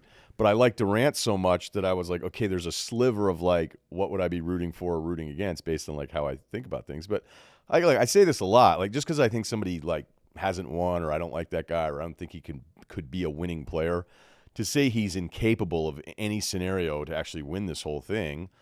Like he's the third option now, so I'm still in the clear for a decade worth of takes. Okay. So it's not his ring if he wins. He'll have a lot to do with it because he's been really good for him now. Yeah. For ever since that beginning thing when they pulled that shit where they were pretending like Russ was actually going to start and play point guard and Harden was. Remember they went 0 for 5. Yeah. And you were like, it would have been really easy to go, this is terrible. Like, look, I just wouldn't want to be in the business of James Harden. I don't think asking for 3 trades and playing bad on purpose and then getting your way. He did a piece with The Athletic where the first answer he had was like, I wanted to go somewhere I could be paid. Yeah, but you have that to was admit, his first answer. When he got fat, that was funny. It was definitely funny. That was funny. But I don't know, man. I just think there's So- if somebody can play bad on purpose to get their way, like what are you going to be like in a really tight spot in the playoffs? That's fair. And there's way more evidence that those two things that's fair. are connected. So I do think with James Harden, I've said this before, but I think that it's true in his case. I don't think it's like a league-wide phenomenon. But with James Harden, I think he looks at the postseason as doing more work for less money. So he's like, I did my time. I played my season. Right. I don't have any desire to do more work. yeah, Right. I get to leave at 5. Right. Yeah. Right. So, all right, let me ask you this, though. Can the Clippers win it all if everyone stays healthy? I know that's always the if, but is this – I always find the regular season in the NBA, I just can't get all the way into it because it's like I just know that once we get to the playoffs, the teams with the best players and, the shorten the rotations, like, sure, it's nice if a team has a great year and they, win 48 games or 50 games, but it's like they're not going to do anything in the playoffs. Obviously, the Clippers are a lot better than that, but can they win the title? Yeah, I do think they can win the title, but it's a really bad health bet. Right. It's the worst health bet of the 4 teams in the top of the West. Maybe you could argue Phoenix if you want to go if you're talking. I think 9 teams where I said if these 9 teams won an NBA championship, you wouldn't say, well, how the fuck did that happen? Right? Like I think there were 9, and even that was being a little generous. And then I had other teams that I was kind of like writing off of like, let's mention them because they're good. But I don't really think they're going to be sitting there with a trophy at the end of this whole thing. And I still put Phoenix down as probably the 9th team because, we still hadn't seen those guys play together enough. Right. With Beal, Durant, and Booker at the time of this taping. Yeah, that's true. We started with the 2 teams that could be drastically different in 2 weeks. I know, right. At the time of this taping, they're 11-5 with those 3 guys, and it's pretty good. And your bench isn't going to matter as much, and you're going to have more days off. And I think there's the biggest gap I've ever seen between playoff and regular season basketball. If you don't believe me, like listen to Bob Myers has done like extensive speeches on this thing at like some conference where I'm like, finally, like listen to this guy. Like it's totally different. The stuff that works in the regular season when people are just not locked in, they're not fighting through screens. Maybe you get them on some play. Like in the playoffs, everybody knows everything you're going to run through. They know like, oh, this screen to this screen means that this guy's going to be over here, so I'm not even going to fall for any of this shit anymore because I've already seen it for 3 games. You figure most guys are prideful enough to stay as locked in as they can as opposed to just a lot of regular season games mailing it in. So I think it's a different product entirely, and that's why like even though I really like what Minnesota has become, I'm not going to trust their offense late in the playoff series against somebody who I know I know what Booker's going to look like. I know what Durant's going to look like. It sounds in NFL terms, it sounds to me like you're calling them frauds. Are the Timberwolves frauds? I know what you mean. This effort, it can win you games in February. I think that the best playoff teams have shot clock scores. Somebody who, when the ball is in their hands and there's like 6 seconds left in the shot clock and nothing else has worked, the first 2 actions got blown up, is like a lot of times the ball's going to end up in that guy's hands and he has to figure out a way to still score. And that's why everybody trades all these draft picks, and that's why they don't care about Harden's background. They don't care about any of this stuff because it's like, hey, I'm actually getting one of those guys. Right. And that's why we all lose our minds about these guys all the time. So even though I love SGA, history tells you the youth part of this would be an absurd aberration historically for them to win an NBA title. And I don't like the fact they don't have another big that can match up with, say, a bigger matchup that they could get in the playoffs. Like Chet, I love Chet. This is a great rookie year. That's asking a lot of him and Jay Williams, too, to be the front line against some of the bigger front lines you'd face in the West. So It's not fraud at all. It's just It's different. It's very hard for me when I've never seen a team show me, like in those conference finals moments, what you look like offensively, for me to just assume it's all going to work out. Right. No, that's, I mean, you can look at the NBA every single year and say, okay, this team's having a great year, but once we get to the playoffs, it's always the same thing. You're like, yeah. the team that has like the best offensive option, Right. one of those 5 guys in the league, like they're in it again. And there's always but there's not many exceptions in that league. It's not like football where you're like, how did this happen? Right. And once you get into a 7-game series, and it's like, okay, well, we know how to game plan you games 3, 4, 5. You don't know how to game plan Kevin Durant. Right. I mean, That's Durant's just going to pull up Right. at 7'1", and you look, you can double team and get the ball out of his hands, but now Booker's on the other side going 4-on-3. So, look, Phoenix isn't perfect, but every Phoenix stat is irrelevant because they just haven't had those guys for long enough stretches. I think you can write off Golden State, you can write off the Lakers. Is LeBron stat padding at this point of his career? I think LeBron is the best player I've ever seen. At the end of the night, you're like, holy shit, he had 27, 7 and 7 again. Mm-hmm. There were a lot of 7s in there. But he doesn't do the little things that I think are really important in basketball. That's anymore. No, he doesn't do those things anymore. And maybe he will in the playoffs, but like look at his track record. If you go back 2018, his last year with Cleveland, he played 82 games. Since then, and granted we had 2 shortened seasons, a 70-game season, 72, it depends because some of the teams played like an extra game. But he usually misses like 25 games a year. They have been cranking. He's been playing big minutes. He's played the full season. Anthony Davis has played like a full season to this point. D'Angelo Russell can't miss a shot. But then you're like, well, wait a minute. Why do they stink when it's the same group? Because basketball, man, is all of these little plays where you're like, hey, did you box out consistently? Oh, you didn't? You fucking lose your guy boxing out all the time. You don't get back in transition. You lose guys on these baseline cuts, or you start ball watching when you're off the ball on defense. When you don't do any of those things, it doesn't matter if you're scoring big numbers. So, like, when you look at, if you had said, hey, this is what they're getting out of LeBron, AD's been this healthy, D'Angelo Russell, who, at times I think is unplayable, hasn't missed a shot here for like 7 weeks. Rui's still around. Reeves, after the slow start, clearly, like, he was the 3rd most important guy for them in that playoff run last year. You'd go, oh, they must be like a top 4 seed. Yeah. And they stink. Yeah. It's those little things. Do you think maybe LeBron off the bench? 6th man of the year. It's only the award he hasn't won. It's true. That would be. MJ gain never won it. Yeah, I would gain so much respect for LeBron. That. Like I would actually put him above MJ if he got 6th man of the year. 6th man of the year. When the trade stuff happened for like 48 hours, that was awesome. It was just great. And I remember when I was still at ESPN, there was like a weird story how like Stephen A. had said that people close to Jeannie Buss were saying she'd explore trades for him or something like that. That was before they'd even won the title. And I like joked on my podcast, like, what is it, somebody in a Pilates class going like, hey, what do you think you could get for him? Yeah. Uh-huh. And then it got back to Stephen A. that I had said, like, he got this info from a Pilates class. So he thought I was like really dogging his credibility. And I was like, no, dude, that's not what I said. We worked it out. It was fine. It's not a big deal. But it reminded me of that, where it was like this media blitz of 48 hours of something that was like, wait, why would they even do that? And the reason I was wondering if it would happen is Jordan guys would be like, Jordan never got traded. Yeah. It's great. You talked about the Suns. Were they 11-5 with those 3 playing together? Right? As of taping, yes. Yeah. Isn't it crazy that they've played more games together than the Nets had with their big 3? Wait, is it with Harden? Kyrie, and Kevin Durant on the Nets. Was it 13 games? I think it was 13 or 14 games. Yeah. Can we get IT Blame on Eric that? Adams.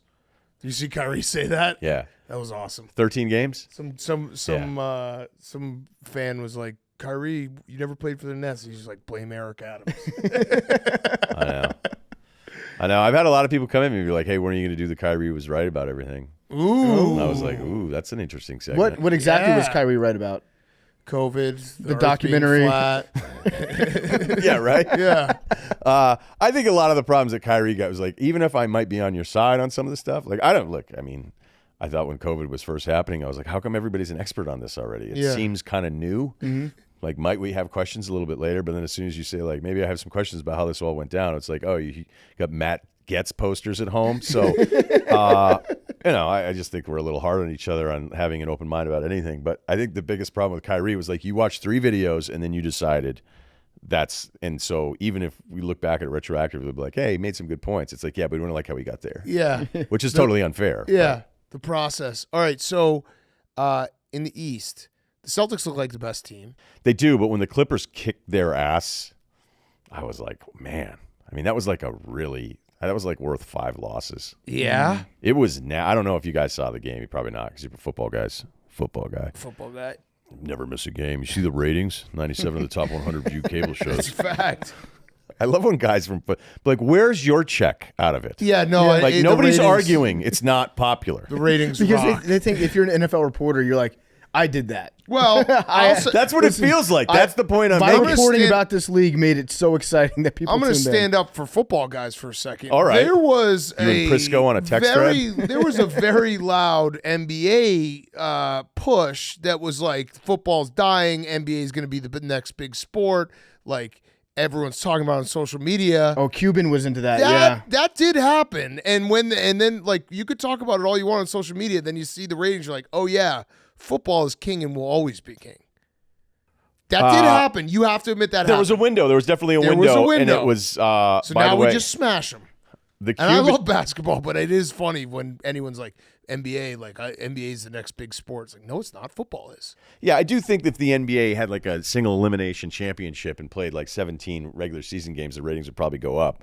That's basically what the Stars play now, anyways. Yeah.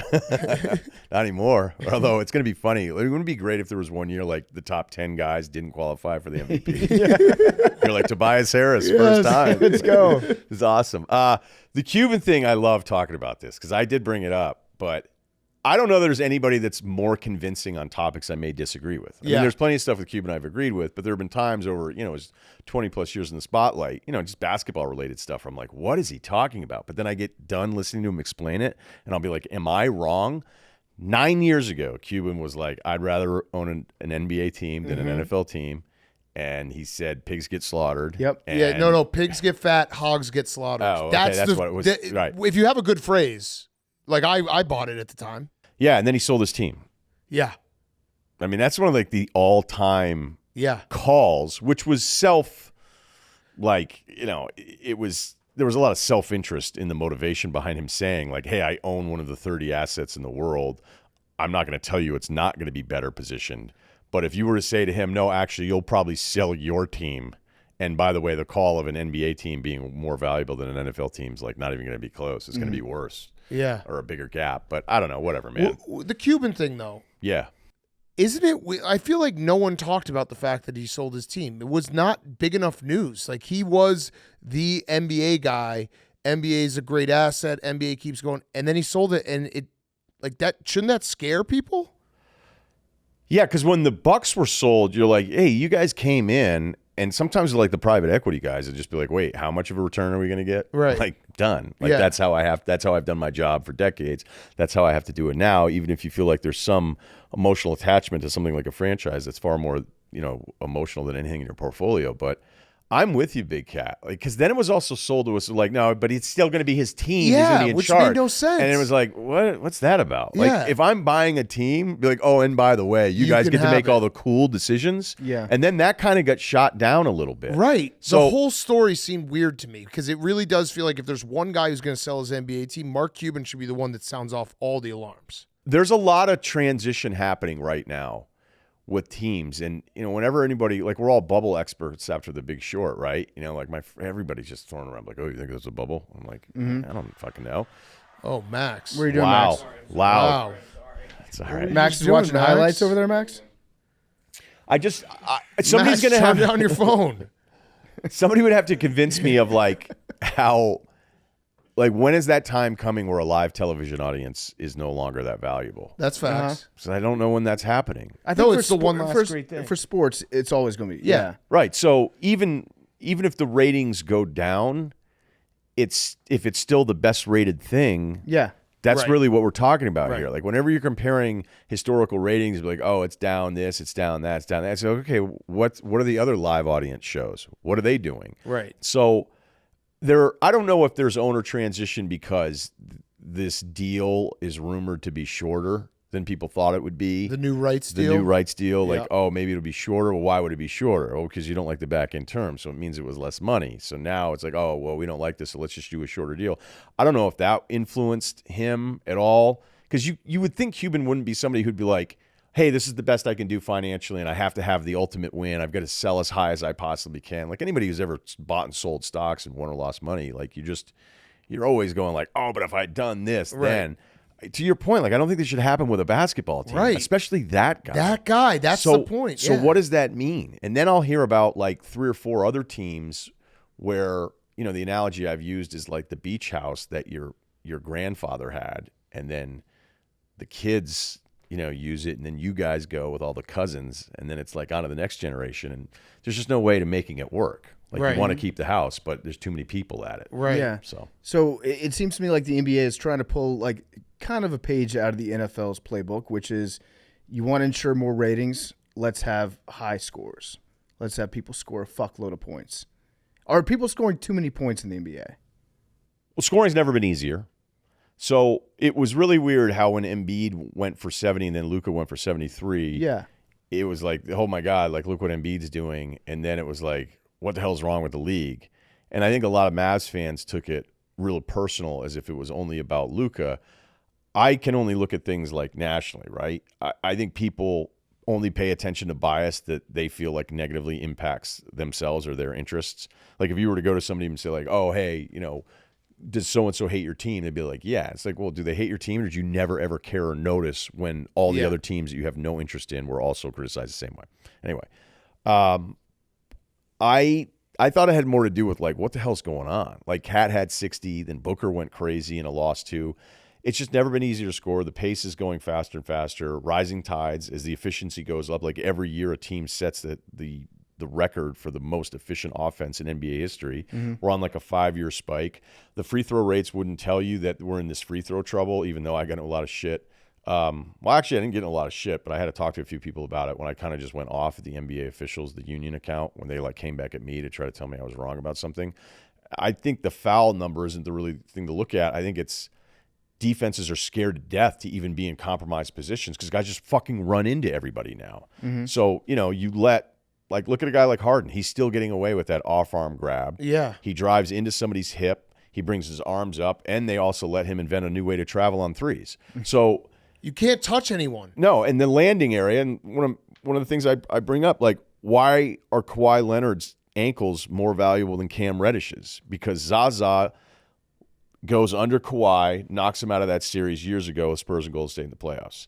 So then they're like, hey, we got to make sure the landing area is clear. Well, look, and fuck any Harden fan that can't accept this. I want the Clippers to win so bad. Harden, when no one's around him, goes straight up on a jump shot. Like even JJ Redick, because he got a bunch of calls in this awful fourth quarter against the Clippers at the beginning of February. And, I love JJ, but JJ's like, hey, look, I had a natural motion that kind of moved forward. And it's like, okay, but like put him side by side Right. when no one's around him. Like he clearly knows what he's doing. Right. It's like on the national broadcast when LeBron's down for a little bit, and the national broadcast, like the 70th time he's seen it, like, oh, little gimpy. Yeah. And you're like, dude, he's probably going to get up. Yeah. He almost died on Christmas. What a terrible day for it to happen. I'd hate that. So, like, what do you tell your kids? What if you get him a jersey? I mean, he kneed Jaylen Brown in the butt, and he was down for 20 minutes. I know. Jaylen Brown actually like left the game. So when I think of that, like with the Zaza Kawhi play, and then Cam Reddish landed on Harden, who put his feet underneath the defender, and then they check to see if it's a flagrant on the defender, and Cam Reddish missed time. So the problem with any of these adjustments is like you worry about the unintended consequences. Well, the unintended consequence for that one is like now you can't even get like a clear contest. You have to do these drive-by contests. You add all these things up, and I don't want to hear about how, there's not really that much of a change with the officiating. Oh, there is. Dude, I watch so much of this stuff. Yeah. Like, I'm sorry. I'm just not going to debate it with you if you can't see the shit that I see. And I think the league will try to figure out a way to, like, the way it's explained is sometimes the stuff can be like a year ahead of the league before they figure, like the rip through, they figure that one out. They got better with flops on charges and that kind of stuff. But you're just adding it all up. I don't think it's because of ratings, PFT. I think it has everything to do with like we're at a really weird place where the offensive player has never had this many advantages. Yeah. And they're all awesome players too. Right. Like 10 years ago, there was 20 players that were shooting over 40%. Right now, it's 49 players shooting over 40% from crazy. three. It's weird. Yeah. They're just better players Yeah. too. With Harden, he is very, very smart. So if you tweak the rules, he will figure out a way to exploit it every time. When he retires, he should be like that guy in was it Frank Abagnale? And that was it Catch Me If You Can? Yeah. The league should hire him when they think of making a rule, being like, how would you exploit this if you were a player? Yeah. Show us He'd the be unintended perfect for it. consequences. Yeah. And then he'd be like, I want to work for the NFL. Fuck this place. Yeah, it's king. So do you think it is making the games worse? The scores when you look at them after the fact, you're like, oh shit, high scores are good. But if you actually watch the games, it's like, yeah, they're getting more points, but the points are more boring. Well, I just don't know what the defense is supposed to do anymore. Right. You know, like there's even times like the play that I tweeted out that, turned into a bunch of people talking about it. And then I just don't understand like guys on Twitter accounts be like, I've officiated in JUCO in high school. That's absolutely a foul. Rico Like you shouldn't want that to be a foul. Right. Like, and it was like, oh, Steph was in a compromising position. It's like, so now it's like bullfighting. Like I'll be sitting, if I were dribbling and I go, oh my God, that guy's turned a little bit. Now I get to just dribble into your hip. And now it's a foul because Right. you were in non-legal guarding It's position. any type of contact. I just wish there was, look, in life, I wish we were judged more on intent. There's just so many times where it'll be like, hey, what was happening there? Or what was going on there? Like, okay, maybe that's how it could be perceived, but what was the actual intent of the person? Was the intent for the person to be a fucking ass? Oh, no, it was just a mistake. And in this case, it's like, was the intent to foul him? Or was the intent of the offensive player to be like, I didn't even want to take a shot. Right. But I just dribbled into this guy backpedaling and then flung it up at the rim. And there's just too many refs that are falling for this stuff all the time. But then it makes it sound like I'm painting it with this broad brush. The player's individual skill, man, when we grew up, there'd be like the two guys who could score, a rebounder, a ball handler. There'd be like the white guy that maybe hits 1.7 threes per game, and we're like sharpshooter.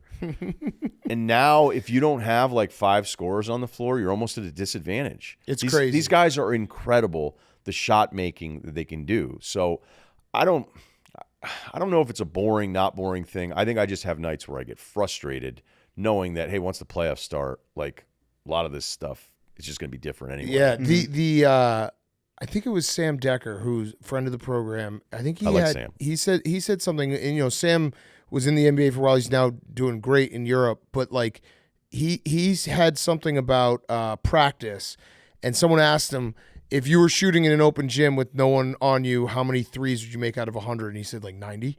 And he's not in the NBA. You know what I mean? That's how insane these guys are shooting. It's everyone can shoot. Every guy on the team can shoot. Well, I remember when Nash, I don't know if he was the first to do it, but it was like the first time maybe I was noticing it, is he was dribbling, and granted he's at this size disadvantage on any dribble to the rim, and he started just taking off on the wrong foot. Yeah. So like the defender, you're always timing it to be like step, and like, okay, if he's right-handed, he's going up off of this foot. He started going up off the foot before you thought he was, and then he was already at the rim and finishing. And you're just like, oh my God. And that's like everybody now. Yeah. Everybody has all this stuff. Now, I want to do a deeper dive on it, but I also think there's so much individual training that the individual ability to like get your shot and get a good look or make these absurd shots in these different angles takes away a little bit from like, yeah, but you know what you're supposed to do when you don't have the ball. Right. Like, do you know about any of that? Because if Right. you're only working, if you're prioritizing all the individual drills, which are cool and all, there's a lot of positioning stuff that'll happen where you're like, do you know actually what to do once you don't have the ball? Right. Some of these guys look like they have no interest. Right. Yeah. All right. So in the East, who can win the title? Boston, but the late game stuff I think is real, even though there's not a lot of stats that kind of back it up, but I feel like I've seen it enough. But when people talk about Boston like being a playoff failure, I'm just like, well, game 6 of the finals, and then, granted, they shouldn't have lost that Miami team last year, but I would take their playoff failures over a lot of these other teams that we talk about all the time. And their 1-8's ridiculous. If Porzingis is healthy, they're probably still the favorite. The Bucks thing is weird. I can't figure it out. Yeah. Doc Rivers, difference maker. Doc is awesome with stars. I saw it firsthand when I was in Boston. I know everybody wants to shit on him for the blown playoff series, but I want to shit on him for being a snake. Whoa. That's Like, do you put any credence in that? And the fact that he got a young coach fired and he was like, now it's me. Now it's doc time. Come on, dude. You really think that? I've been told that. I think Giannis never bought in. I think Dame had a bigger issue with Adrian Really? Griffin first. And then Giannis. It was, yeah. So Yeah. I can't figure out Dame. Like, I knew he sucked on defense, and now it's like, oh my God. He's really bad. He's really bad Well, on defense. yeah, but it's like the Bucks, they should have known that going into it, right? It's like, Yeah, but it's back to like the offense stuff that we talk about, because Dame's like probably one of the 10 best guys at like getting his own thing. But in I the think league, they and just- you're like, all right, we'll take the bad defense. 'cause they we're acted huge guys. surprised that they got rid of one of the best perimeter defenders in the league, and they brought in Dame, and they're like, wait, our defense stinks. Let's blame the coach. Well, they were going to blame Adrian Griffin, who, by the way, is one of my all-time favorite NBA players. Saw the game, slow pace, just loved it. Like, that guy his pickup team would win every single game, Yeah. and you'd be like, did that guy even score? So I've always been a fan of his. But athletes are brutal, man.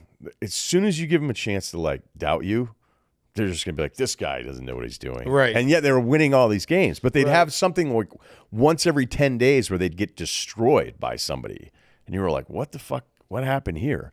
So the Giannis factor alone, and if Dame got cooking, and I don't think you can rule him out, but it's crazy how good the record is. And then you look at all this stuff, and and then you'll watch him one game, and you're like, what is wrong with you guys? But So we're only Bucks- 5 games into Doc at this point, so we don't know yet. So Bucks 2. Anyone else? I mean, Embiid obviously being out, that kind of ends that.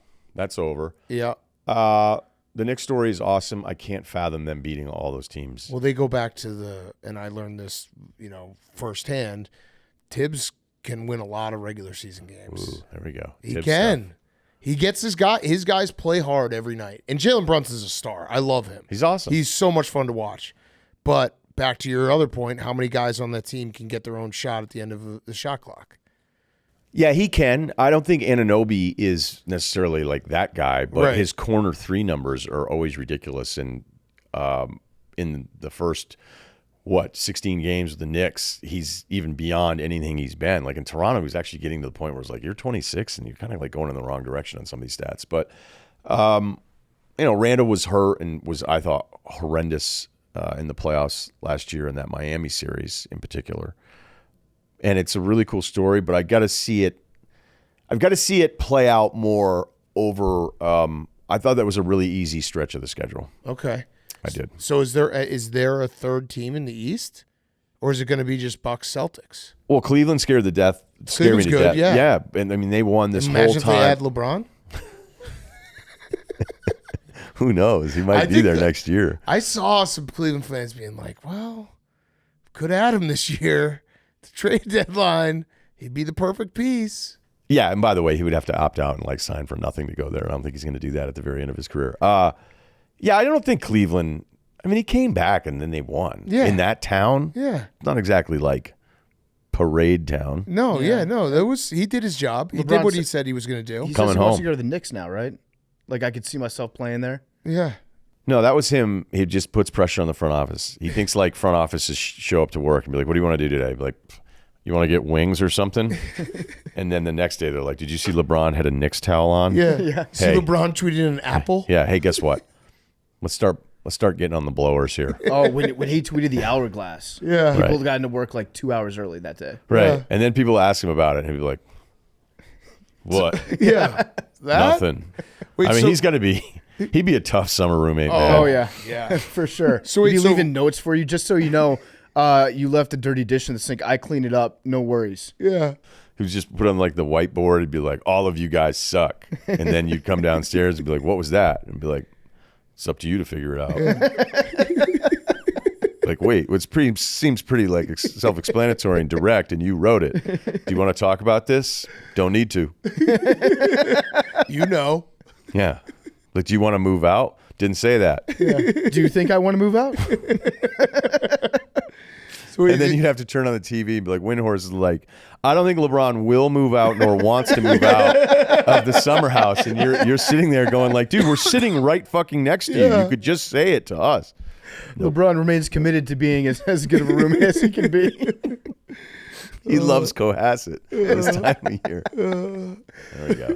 I know that's not your hometown, Hank. I do love how he just talked about the Knicks. He's like, yeah, I could play here. I could definitely play. I also think there's something about LeBron where he plays in a cool environment. He's on the road, and he's like, yeah, I could really see myself winning a title for the Knicks. That'd be incredible. If you go to any city with nice weather that day, you're like, man, I could see myself living here. Oh, yeah, that's what LeBron does for every place he goes. You pull up Zillow. Yeah. Let's do a because we have a segment called Russillo, where like I went to New Zealand and I looked at property. Yeah. And I was like, okay, but it's going to take, like when you order something on Amazon Prime, it's probably going to take forever. Yeah. You're going to live with some goats. Unless you're opening up some sort of Coinbase thing like Sam there, who they had private jets fly Amazon packages from Miami to the Bahamas and then said they only did that to remain competitive for the top employees. We're like, sweet. Allegedly. We're going to get back to more Ryan in a second. He's brought to you by Peloton. Wherever you're beginning, wherever you want to be, Peloton encourages you to just start. Peloton helps you start no matter where you're at.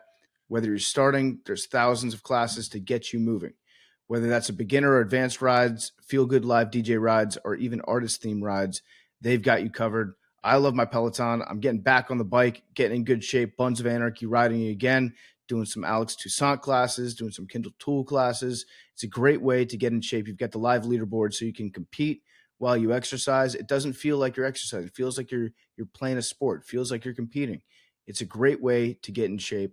Get started with a Peloton bike or Bike Plus rental by visiting onepeloton.com/bike/rentals.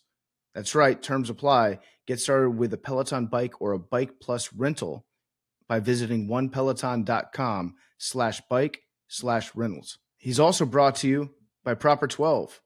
Rich and smooth Proper No. 12 Irish whiskey. Crisp and fresh Proper No. 12 Irish apple. It was founded by Conor McGregor. You can shoot your shot of Proper No. 12 Irish whiskey today. I like the Irish apple. Irish apple, there's no better sipping whiskey than Proper No. 12 Irish apple. It's delicious. Pass the bottle around, put it on ice, whatever way you want it, you can get it. Proper No. 12 Irish whiskey. They've got the Irish apple and the Irish whiskey. Pour the roar. Order your bottle of Proper No. 12 Irish whiskey with Drizzly. So, give me a place where you guys have been where you're like, I could do this. Give me the most aggressive place. Okay, I'll give you one from this summer. I went over to Dublin for my friend Donnie's wedding. I was there for about 36 hours, and while I was there, I looked at properties Donnie does. You know Donnie, Wonton Don? Yeah, I love him. I love him. You do love the Wonton. He's the best. Yeah. And I looked at properties in Dingle on the west coast of Ireland, and I was like, yeah, you know what? Like, $300,000 house on the Dingle Peninsula, and then there's one road that like goes out there, and you're 3 hours away from an airport. And I did the same thing you did with New Zealand, where it's like, realistically, this won't work, but still, what if? Yeah. I met with Adam McKay once, big sports fan, super nice to me. Moved out to LA.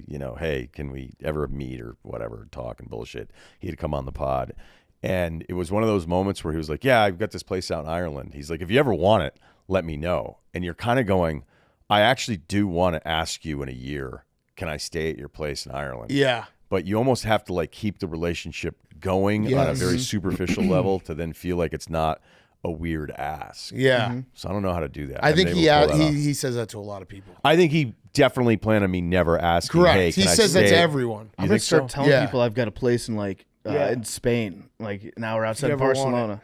I actually do have a place down there, Ryan, if you ever want it. It's yours. Really? As long as you want. I went to Barcelona last summer. So you're thinking Ireland, 300,000. I heard you got a new deal.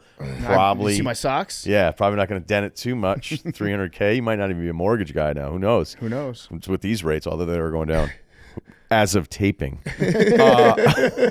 What about you, Big Cat? Fantasy. For some reason, it's a lame fantasy.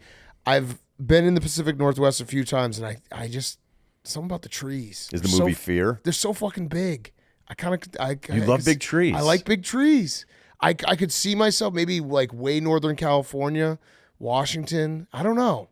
But then it rains a lot, but I kind of like the rain. Yeah, and Chicago's like beautiful year round. Yeah, so it you is. can do that. We've had a mild winter. Very mild winter. Really? Oh yeah. Hey, if Chicago didn't have the winter, I would think about living there. But no ocean is always. Anytime I think of a place, Lake's like pretty big. Denver, Lake's Manhattan Beach, pretty big. We're a tie, but the no ocean Denver's thing. a good one. Boulder. Yeah, I can We see went to myself in Boulder Denver. once and ate mushrooms, and I was like, dude, I want to move here right now. Facts. that happened. That's a But That was a great week. We did that. I was literally like, I want to live here. If you wait like 25 years, Chicago's gonna be awesome. Yeah. all year round. Global warming. You probably don't believe in that. Depends on which chart you look at.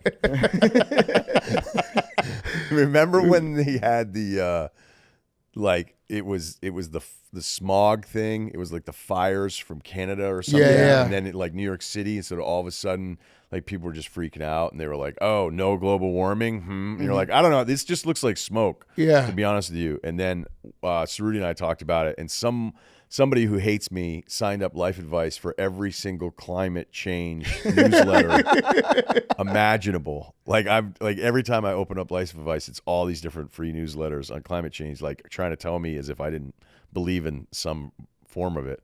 But yeah, 25 years from now, I'm going to be too old. I can't be going to like Wrigleyville and be like, "Hey, you guys, Yeah, you can. you guys remember my pod?" Yeah, you can. I'm an accelerationist. I want Chicago to be so warm. I go in my backyard. I burn styrofoam every day. I bought 3 cows. I have them farting all the time. I just spray aerosol cans everywhere. I'm just listen. The hotter it gets, the longer I want to live there. All your machines run on corn. Yeah, Because remember that was the big thing. Like, oh, it's gonna be all corn, and then they were like, "Do you guys realize like how much worse this actually is?" Yeah. yeah. I remember that. That was a big like people were trying to get in like long corn. Yeah. Wait, what's your place? New Zealand was that was that up it? there. I've thought about doing like the south of France or something and trying to find a village. I don't want to live in any of the big towns. My new thing is villages. Like when I get to the major city internationally, I want to wanna get the go fuck village? out of there immediately and go to villages. And I find myself, look, if you're in Barcelona, it's great, but I want to go everywhere else. I don't want to be there. I don't want to be in Nice. I mean, this is bougie as fuck. But we'll just do Yeah. it. What it about is. football though? Well, Like I could never live any other country because of football. okay, but this would be it. It would be like right about now, then I would move, and then maybe I'd come back for the beginning of the playoffs. So I'd I like live that. somewhere. I mean, look, Oh, if the NBA playoffs or the right before the NBA playoffs. Okay, so you're yeah. looking at basically a good chunk of February, March, April. Yep. And then, beginning of May, maybe I come back. But like live in another country for 3 or 4 months and really try it. I mean, I'm likely not going to have a family anytime soon. So I probably should just do it now. Like I get really excited about, hey, what if I did this? And the crazy thing about New Zealand from LA is it's 21 hours ahead.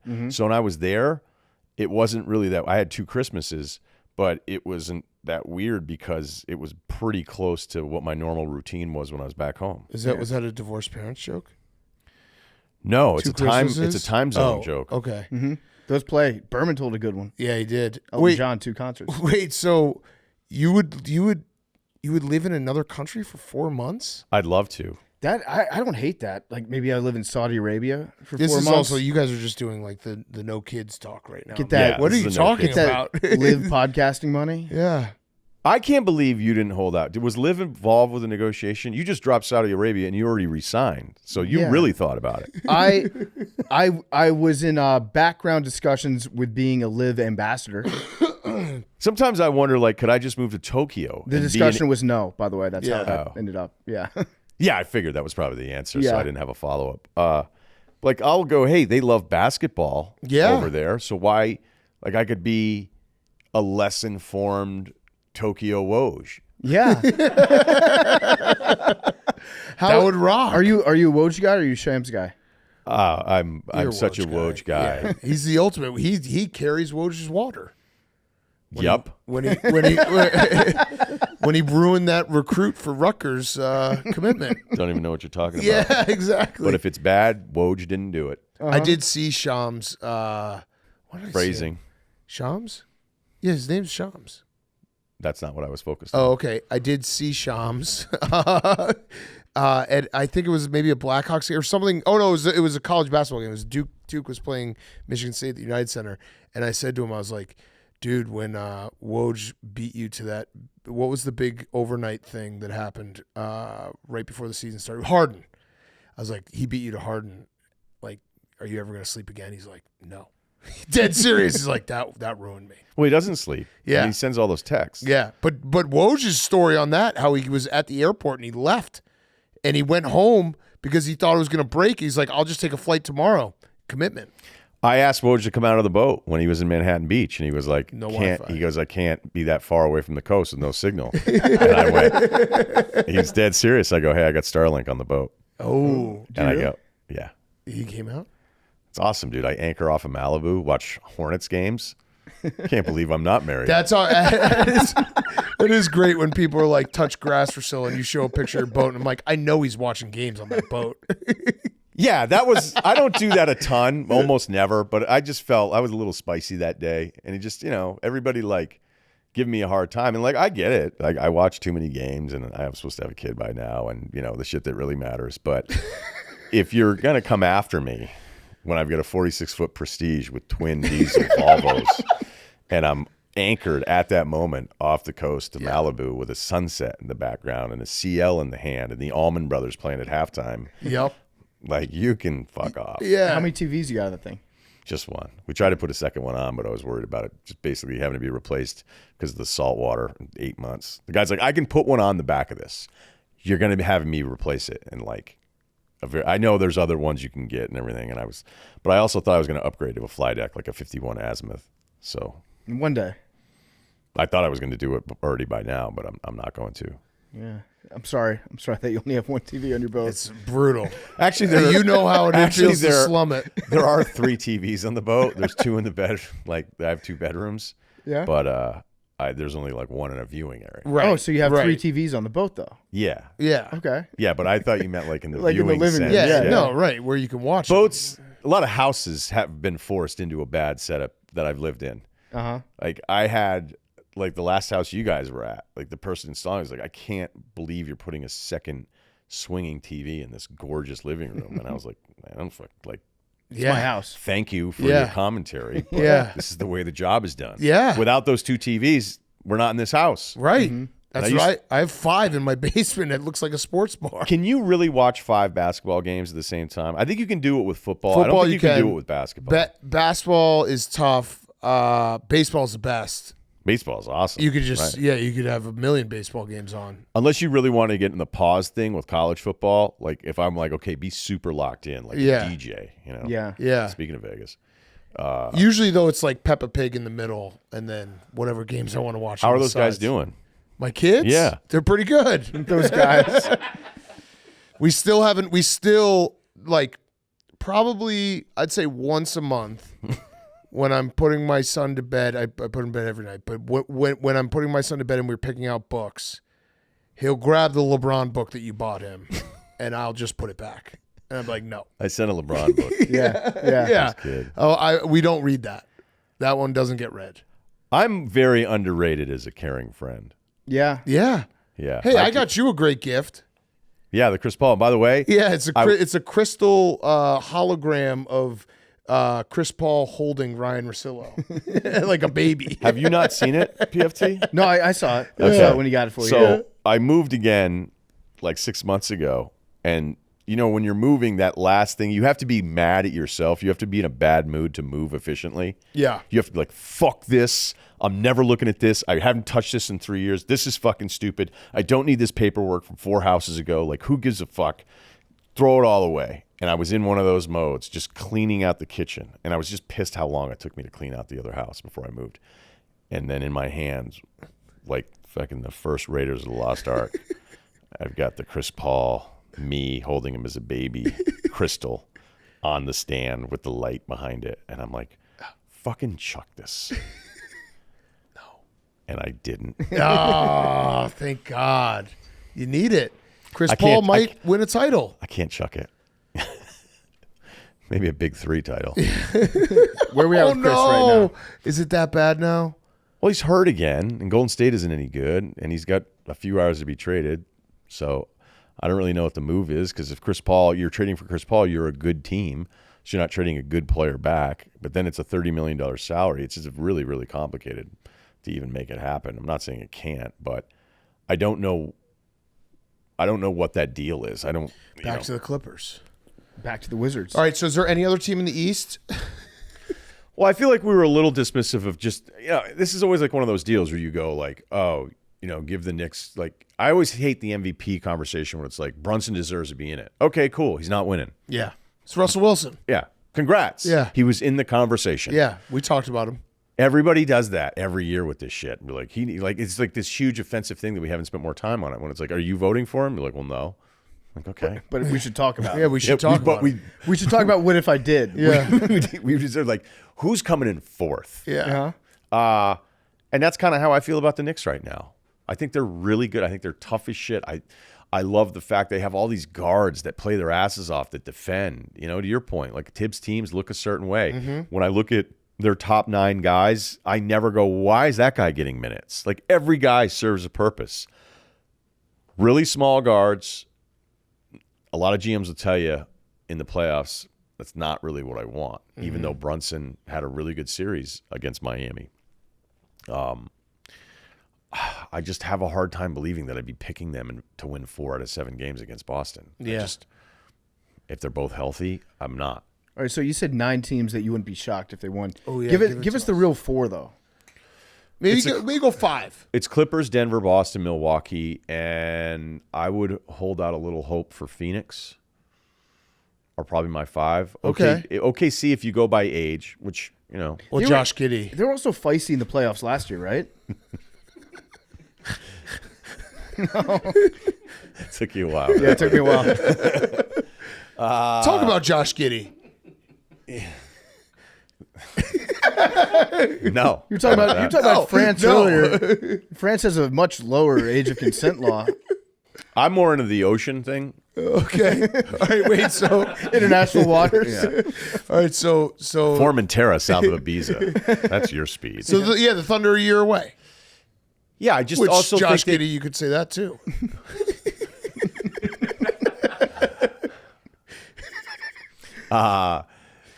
Well, anyway, so like the youngest teams to win titles, like their average age is like 24, 20. It doesn't mean it's impossible. Right. Like the Golden State team that won in 15 was a really young team, really young. Historically, I think like a top 10, one of the top 10 youngest teams.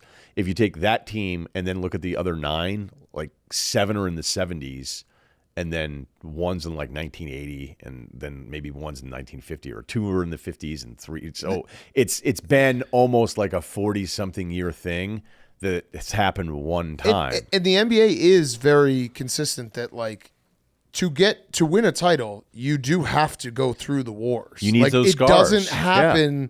It just doesn't. You don't see a team just all of a sudden. Oh, now they just won a title. They have to, get in the playoffs, lose heartbreaking playoff losses, and then fight. It happens like every single time. Yeah, like even when Boston won it in 2008, it almost felt like a little ahead of schedule. Right, but those guys also had been through their own personal wars. Right. Garnett couldn't get out of the first round except for that one year. Pierce had all these disappointments despite, the 0-2 run. It was really good. But I really believe in that. Like this, you can sit there and argue exceptions all you want, but history tells you like it's pretty overwhelming that you need to go through some shit before you're going to be successful. And even with that, I don't like Sacramento. It's a great story. They're too small. I give you that Pelicans pick, I think, every time they play each other. Because I was like, I've seen it play. I'm like, you've got Harrison Barnes deciding whether or not he's going to play Brandon Ingram or fucking Zion. And then it's Valanciunas, who looks like Sabonis' older brother who doesn't like him. He's just so much bigger than him. So some of those teams that are nice stories, I think you need some kind of big option for whether it's, making Jokic's life a little bit harder, which is, everybody talks about Minnesota having Gobert and Towns, but like, oh, they've got all this size, Like, look at his numbers against Minnesota. Yeah. You don't look at him and go, oh, wow, they've done this great job. Maybe it's harder in those 38 playoff minutes. And, look, if you told me right now, like, hey, I'm riding with Denver still, they're the same team. 35-16, 35-16. Offensive numbers, defensive numbers are basically identical. There's no Bruce Brown, but there's a couple younger pieces where you're like, hey, certain night, a little bit more energy, a little bit more athleticism. So I think they did kind of a good job of at least finding something that's, potentially in play there. And Murray, after that Lakers series for him last year, like I didn't have him in that group with everybody else because the point guard position's so deep. But the shit he did in that Lakers series, like that guy went crazy. Yeah. So that would be maybe, hey, can Jokic hold up enough defensively? Okay, Check that box. Is Murray really somebody who can carry them offensively? Yeah. And, as I'm talking them out here, they're the better health bet. But if you had said, like, hey, by the way, when you get Kawhi, like, you're going to have a locked-in Harden because he wants a new contract. Paul George is going to be healthy the whole time. And Kawhi's going to play like Toronto Kawhi. Like, that's the level he is at right now without having to be used as much because the other guys make it so much easier for him. It's going to be a lot of fun. It really is. And then I still think Phoenix on certain nights, because I love Booker so much. I just fucking love the way that guy's built. I love the way it almost sounds sensual. He might be your new Chris Paul. He might be. Yeah. I don't know if I can do that again. He can't get hurt again. I just don't know if I can do that twice in my lifetime. And Chris knows how I feel, so he's not. That's true. He's not worried about this. Okay, so any other big NBA things that we should know or be aware of? I mean, the Mavs. What's Luka's awesome. Luka's awesome, but this is something we've already talked about a little bit. But is Luka so awesome? It's actually shitty for everybody else. Heliocentric. You came up with that word. Heliocentric. Yeah. The history of the heliocentric offenses are really bad in the playoffs. You basically had one NBA Finals guy for a top 20 usage rate in NBA history. It was Iverson. Now, as soon as I brought it up, then everybody that's into the numbers told me I was a fucking idiot because they found a number that proved that I was dumb. And I wasn't trying to call anybody dumb, man. I was just trying to share information and make all of us better. The counter being that any heliocentric offense only has that because everybody else is so bad, and that's actually why.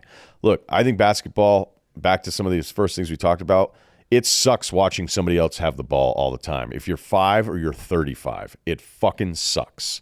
All right? And so when Westbrook would put up those absurd numbers at the highest usage rates we've ever seen, that it's ever been tracked, when he won MVP in 2017, no one's ever had the ball for a season more than he did. Okay? More than Kobe's ever had the ball. No one had the ball that much. And it took us a little while to be like, wait, what happened there? And then, between all the rebounds that he gets as a guard that nobody else in the league gets, and then all the other ones they gave him to him, it sounds like I just like trying to tell the truth about some of this stuff. And by the way, his playoff history proves that whatever that was, it doesn't fucking work. Right. Because for 6 months, you had everybody just watching him the whole time. Right. And then, oh, wait, they shut off your drive in the playoffs because everybody's locked in defensively. Now I have to shoot. Right. I have to take bigger shots. Right. Not to say that, obviously, no one else is not taking a shot the whole season, but when I look at Luka, here's the list. Jokic gives you the best chance on every possession of anybody in the league. He is a genius. Every single possession, you're probably going to get a good look. Yeah. Think about that. Think about having to defend that every night. I think Luka's number 2, where it's if I needed a bucket, I might pick him over Jokic because he can put it and drive a little bit better than Jokic can. I think SGA's on that list. Then that might be where it cuts off a little bit. Kawhi's kind of playing at that again, where you got to look at some of these numbers Kawhi's putting up. I'm like, oh my God. But with Luka, you go, all right, so do you just play 5 out in space it the whole time? So who's stopping anything at the rim? And they'll have nights where they look like shit on defense. So I don't know what the perfect design is. Really, it comes down to Luka being like, how do you want this to go? And he's probably still a little too young. Yeah. When he scored his 73, he was incredible. He could have had even more and forced it, but they had to still win the game. So he was making the right plays. He had a double team where it's he might force this 3, and he threw it out to an open teammate, and he hit the 3, and it was a huge 3 in that game. So he was still playing. For any shit he got for that game, you could argue his 73 is more impressive than Embiid's because Popovich just decided to fucking never double team Embiid the whole time until the very end. But I worry about the Luka part of it where at some point you have to be able to not play on your terms to win. You have to kind of go through the wars. Yeah, but you also have to go all right, the stats are fucking cool. You're always going to make any possible dollar that's even allowed under the CBA. Do you can you dial back a little of your shit to be a better team? And he still might be too soon for him to figure that out. Yeah. All right, my last question. Victor Wembanyama, how much of a bust is he? Good question. Thank you. He's incredible. He's incredible bust? Not 5% bust? No, it's not even. I mean, how many points did Embiid score against him? I didn't even give a shit. He scored 1,000 against them. Yeah. And when Wembanyama, everything about him this year individually for him is a massive success. He is more than what you could have hoped for. And I mean that because of his personality. There's something very real about, like, you can do all the evaluation, you can talk to people, everybody can be on the same page. People can talk about this kid for 3 years, right? The guys that were really, really into it. Like, I remember the first time, I don't think I could pronounce his name right, like the first 10 times I tried to even talk about him. And then you're like, okay, what's it going to look like when he actually is out there? And he's incredibly smart. We know all the physical parts of it. I actually worry that, like, I don't know how anybody can move that well and not sustain 2 horrific leg injuries at some point. Like, I'd be shocked if he didn't have that. But the way he carries himself, like, through games, the way he talks with a very, like, earnest thing that's not bullshit, he seems to be wired to be the face of that place. Like, he's going to meet the expectations that are on him. I don't know if he's going to end up being like one of the 5 greatest players of all time. That still, feels kind of ridiculous. But his personality just seems so genuine, and that he's been, like, mentally built to take on the responsibility that he's going to have to take on for a franchise at a young age. Yeah. So I feel like San Antonio, perfect spot for him too. Yeah, part of me was like, fuck them. Duncan, seriously. and it's really like the Duncan thing, because I remember being in college going, like, and then my buddy's like, dude, I fucking like Chauncey Billups though. And you're like, no. I was devastated. I didn't think I went out that weekend, which is saying something in college. But it's probably, except for the time where they were having Sohan play point guard, and you were like, this isn't fun. And I love Sohan, but you're like, Wembanyama's like, can I get a guard to get me the ball a little bit? Yeah. He's going to be incredible. And then look, some former player will fire up a podcast, and that dope will be like, if he's so good, how come they weren't in the playoffs? Yeah, I'll say say that. that. Some say idiot that. will say that. Like, what's the expect? You said he's going to meet every expectation. Are we talking like minimum 4 NBA titles? Mm-hmm. How many rings? I don't know how many rings he's going to have. I'm going to never do that. Who are you talking to, man? How many rings, Ryan? I want to know what my expectation should be. I'll say what 3. side He's going to were win you? 3. Were you on Caitlin Clark's side or Cheryl Swoop's side? Go. Caitlin Clark. Easy. Figures. With Although you two. she did Easy. flop. She flopped against Ohio State. She flopped. Mm-hmm. Yeah, it was bad. It was tough. And when you say against Ohio State, you're really actually saying against an Ohio State fan. Actually, we're Sabrina Ionescu podcast. Yeah, I just found out who she is. And you pronounced her name like Last with zero week. hesitation. No, They told me I about her know who- last week. Pretty cool. I've known Sabrina for 3 years. I said I didn't know who she was, Yeah. so now I do. I got to tell you, her kicks when they came out, I almost ordered them and was like, wait a minute. Is that cool? I saw them. I think for you, like your genre, yeah. I appreciate it, Ryan. Yeah. What, looking I like think a you chick? could do it. All right, my last question, Rhoback question, I might do that. I might start wearing RHOBACK.com. women's professional You, basketball. as you're saying it You as if could. you haven't already No, you decided. could easily Yeah, pull no, it You're off. like, Yeah. you're like I'm gonna do it soft right now. launching Yeah, it to us. Yeah. Rhoback question, RHOBACK.com, promo code TAKE, 20% off your first purchase. Q-zips, polos, hoodies, joggers, shorts. Rhoback question, Ryan, what is a take that we have gone head to head with that I've been wrong and you've been right? Conference realignment. Okay. Because I was right about Jared Goff and Cliff Kingsbury. No, I'm not giving you the Cliff one. Yeah, jury's still out on Cliff. I'd say the Jared Goff one with you and I is maybe the most contentious it ever got. Yeah, because he's a friend. Because you dropped that in the text argument. I know, I did. Which I don't think I was would. like, hey, buddy, back off. He's a friend. Right, and then he got traded after he'd been in the Super Bowl. So I definitely felt like, But then. I feel like this is a tie. No. No? He took the Lions to the NFC Championship game. He's a quiet leader. So I never had any win when I was like, I don't think Goff. My point was, I don't think Goff's the guy. And then I didn't get any. There was no points scored still when he gets traded from a team he was in the Super Bowl. They would have had to if the Lions had drafted someone last year in his place, then you would have won. Let me ask you this. What's more impressive, winning a Super Bowl with the Rams or getting the Detroit Lions to the NFC Championship game? No. Also, you might be right about Tua. I am. I'll throw that in there. I'm very good. Excuse me. I'm very happy for you and your good friend Jared Goff. Yeah, because PFT's a good friend too. When he was talking about like how much it hurt him to be traded and everything, I was like, man, good for him. And by the way, apparently very good friend with Teddy Purcell, Kings Manhattan Beach legend. Oh, so if he likes Teddy, then it must mean Goff is like the greatest dude ever. All right, there we go. Anybody who comes to town is like, can you call that Teddy guy? Is that the guy who stole my money on the squares, Super Bowl squares? No, that was Diamond Dave. Okay. Shout out to 900 Club. If you give money to Diamond Dave, that's on you. Well, I like hey, if there's a 2-week window where if you say you want to do these Super Bowl squares, I'm like, yes, and I never follow up. My barber in Brooklyn took $500 from me every single year, no matter what. I never saw a number. My favorite when you did never knew what my numbers were. When you did it with Diamond Dave, it was within seconds already understood it was a terrible transaction. Yes. Because you were like, it was like really late. It was really late. Really late. You were super well behaved for the record. But it's really late and it was a core group of us. And it was like, yeah, I guess I'll buy some squares. And it was like, how's this all going to work? And Dave was like, I don't know, just talk to Russillo about it or something. And we're like, you may as well just lit that money on fire. But I had to do it. You had to do it. And then you never know. And I also Venmo'd Big Cat $100. I was like, I'll cover half of it as like an insurance policy, like $100 deductible. You're out, but I'll give you back $100 because it was like, I was like, yeah, do it. Like I'm on it. We'll figure it out. And it was immediately there was no record of it. Done. It's a good scam. So that's a different guy. No, when guys come to Manhattan Beach, they'll be like, can you call that Teddy? I'm like, do you not want to hang out with me? Do you want me to put you two guys on a thread? So apparently he's very close to Goff. So it made me, all right, I'll give that one to you. Okay. But I just gave you two. That's a 3-1, down 3-1.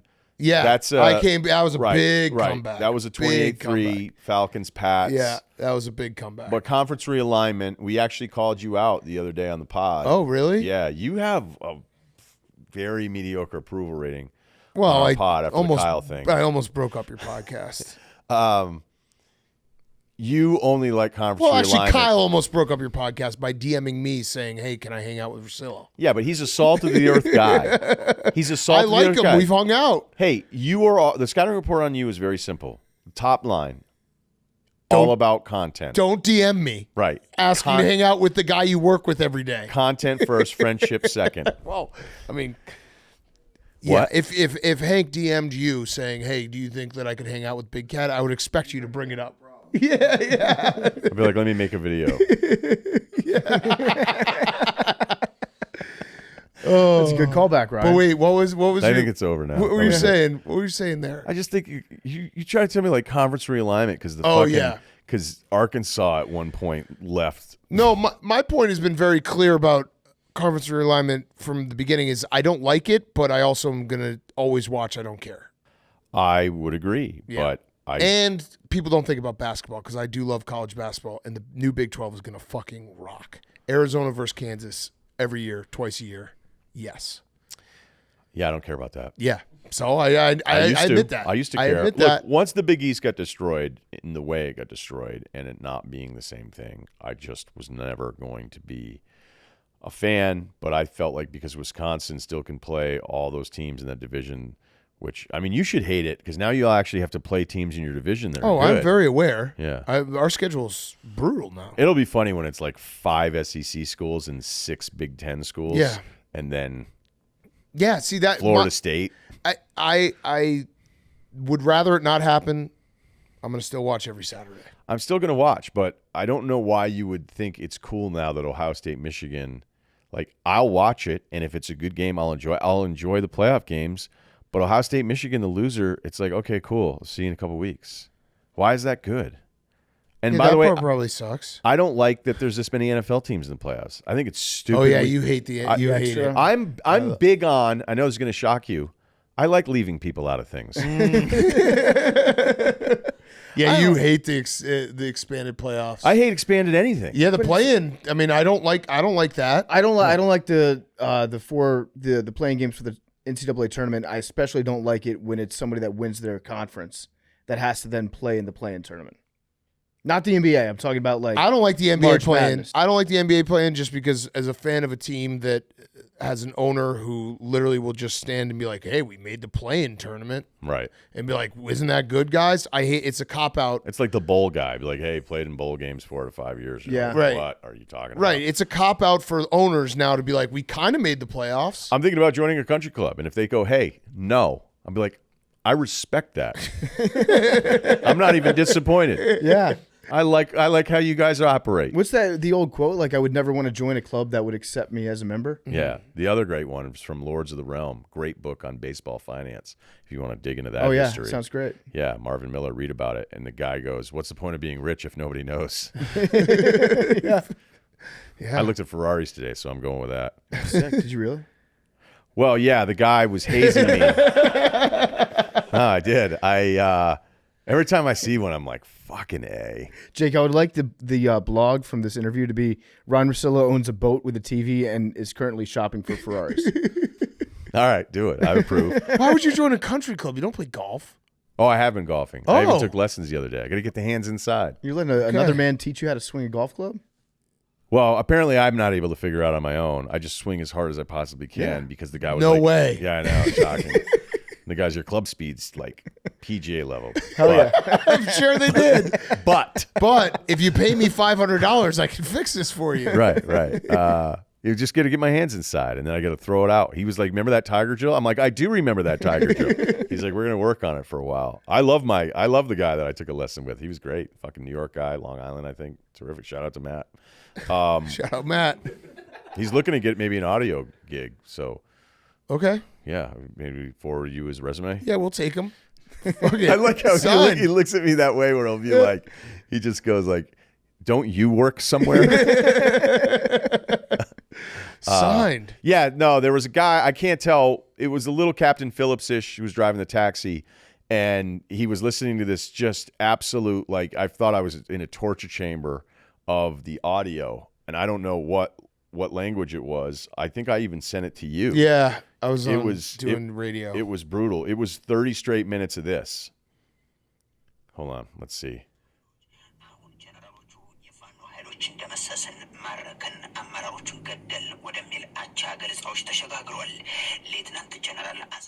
Okay. 30 minutes straight. I was like gonna throw up. I was like, just drop me off. He's like, what number is it? I was like, I don't fucking care. Let me out of the car. He's probably listening to like sports talk radio, but in his own language. They were doing, give us the 9 clubs that you think can still win a title. And there was a Ferrari dealership right when I demanded to get out. And I was like, this feels like a sign. And then I went in there and was like, holy shit. Like, these things are pretty sick. Yeah. And then I sat in one. It was great, too. The guy was like, so this will be your first Ferrari, sir. I was like, you're good. You're very good. He's like, how are you getting back to Los Angeles? Have you canceled your flight yet? I don't think I'll do it. All right, well, Ryan, I don't think I can afford to it. go full circle, Trig sent me your cover art, and it's Russillo Machinist. So. Oh, yes. Christian Bale's one of my favorite actors. As skinny as possible. Empire of the Sun. Did you guys ever see that when Bale's a kid? Yeah. I did not see that one. No. It's a great movie. I just say yeah to every movie. That is... I actually read the book, Ryan. Sure. The dick pic from Ryan Whitney. That's we share. Yeah. So, Ryan, thank you as always. Thank you, guys. Thanks, Ryan. We can't wait to talk NBA playoffs when we get to that spot. In June. But this was your NBA preview. I think we hit it all. I think we did. I mean, I never really want to talk NBA with you guys. I know. It was So perfect. I think it was good. Yeah, it was perfect. It was perfect. Okay, we're going to kick it to ourselves in a second for the lottery ball. Wrapping up, thank you everyone for dealing with the Zoom episode. I feel refreshed from my vacation. I felt like there was no better time to take a vacation than after that 41 free throw thing, because I don't know about you guys, but I slept pretty much all day Wednesday and like felt normal again on Thursday. But it was a good vacation. You guys feel good? Rested? I feel great. I went home. I didn't shoot any free throws, but I rebounded a little bit, so I was a little sore. My hands were sore, so I heavily moisturized my hands with some great lotion on Tuesday. Slept for about 8 hours during the day, woke up, had dinner, back to sleep for another 8 hours after that. It was fantastic. Yeah. So we'll be back in studio on Tuesday. I think we're going to have our good friend Paul Bissonette on for Wednesday's show, talk some hockey. We're post-football world, but we do have the Combine coming up. And again, thank you to everyone dealing with us doing a Zoom show for our vacation.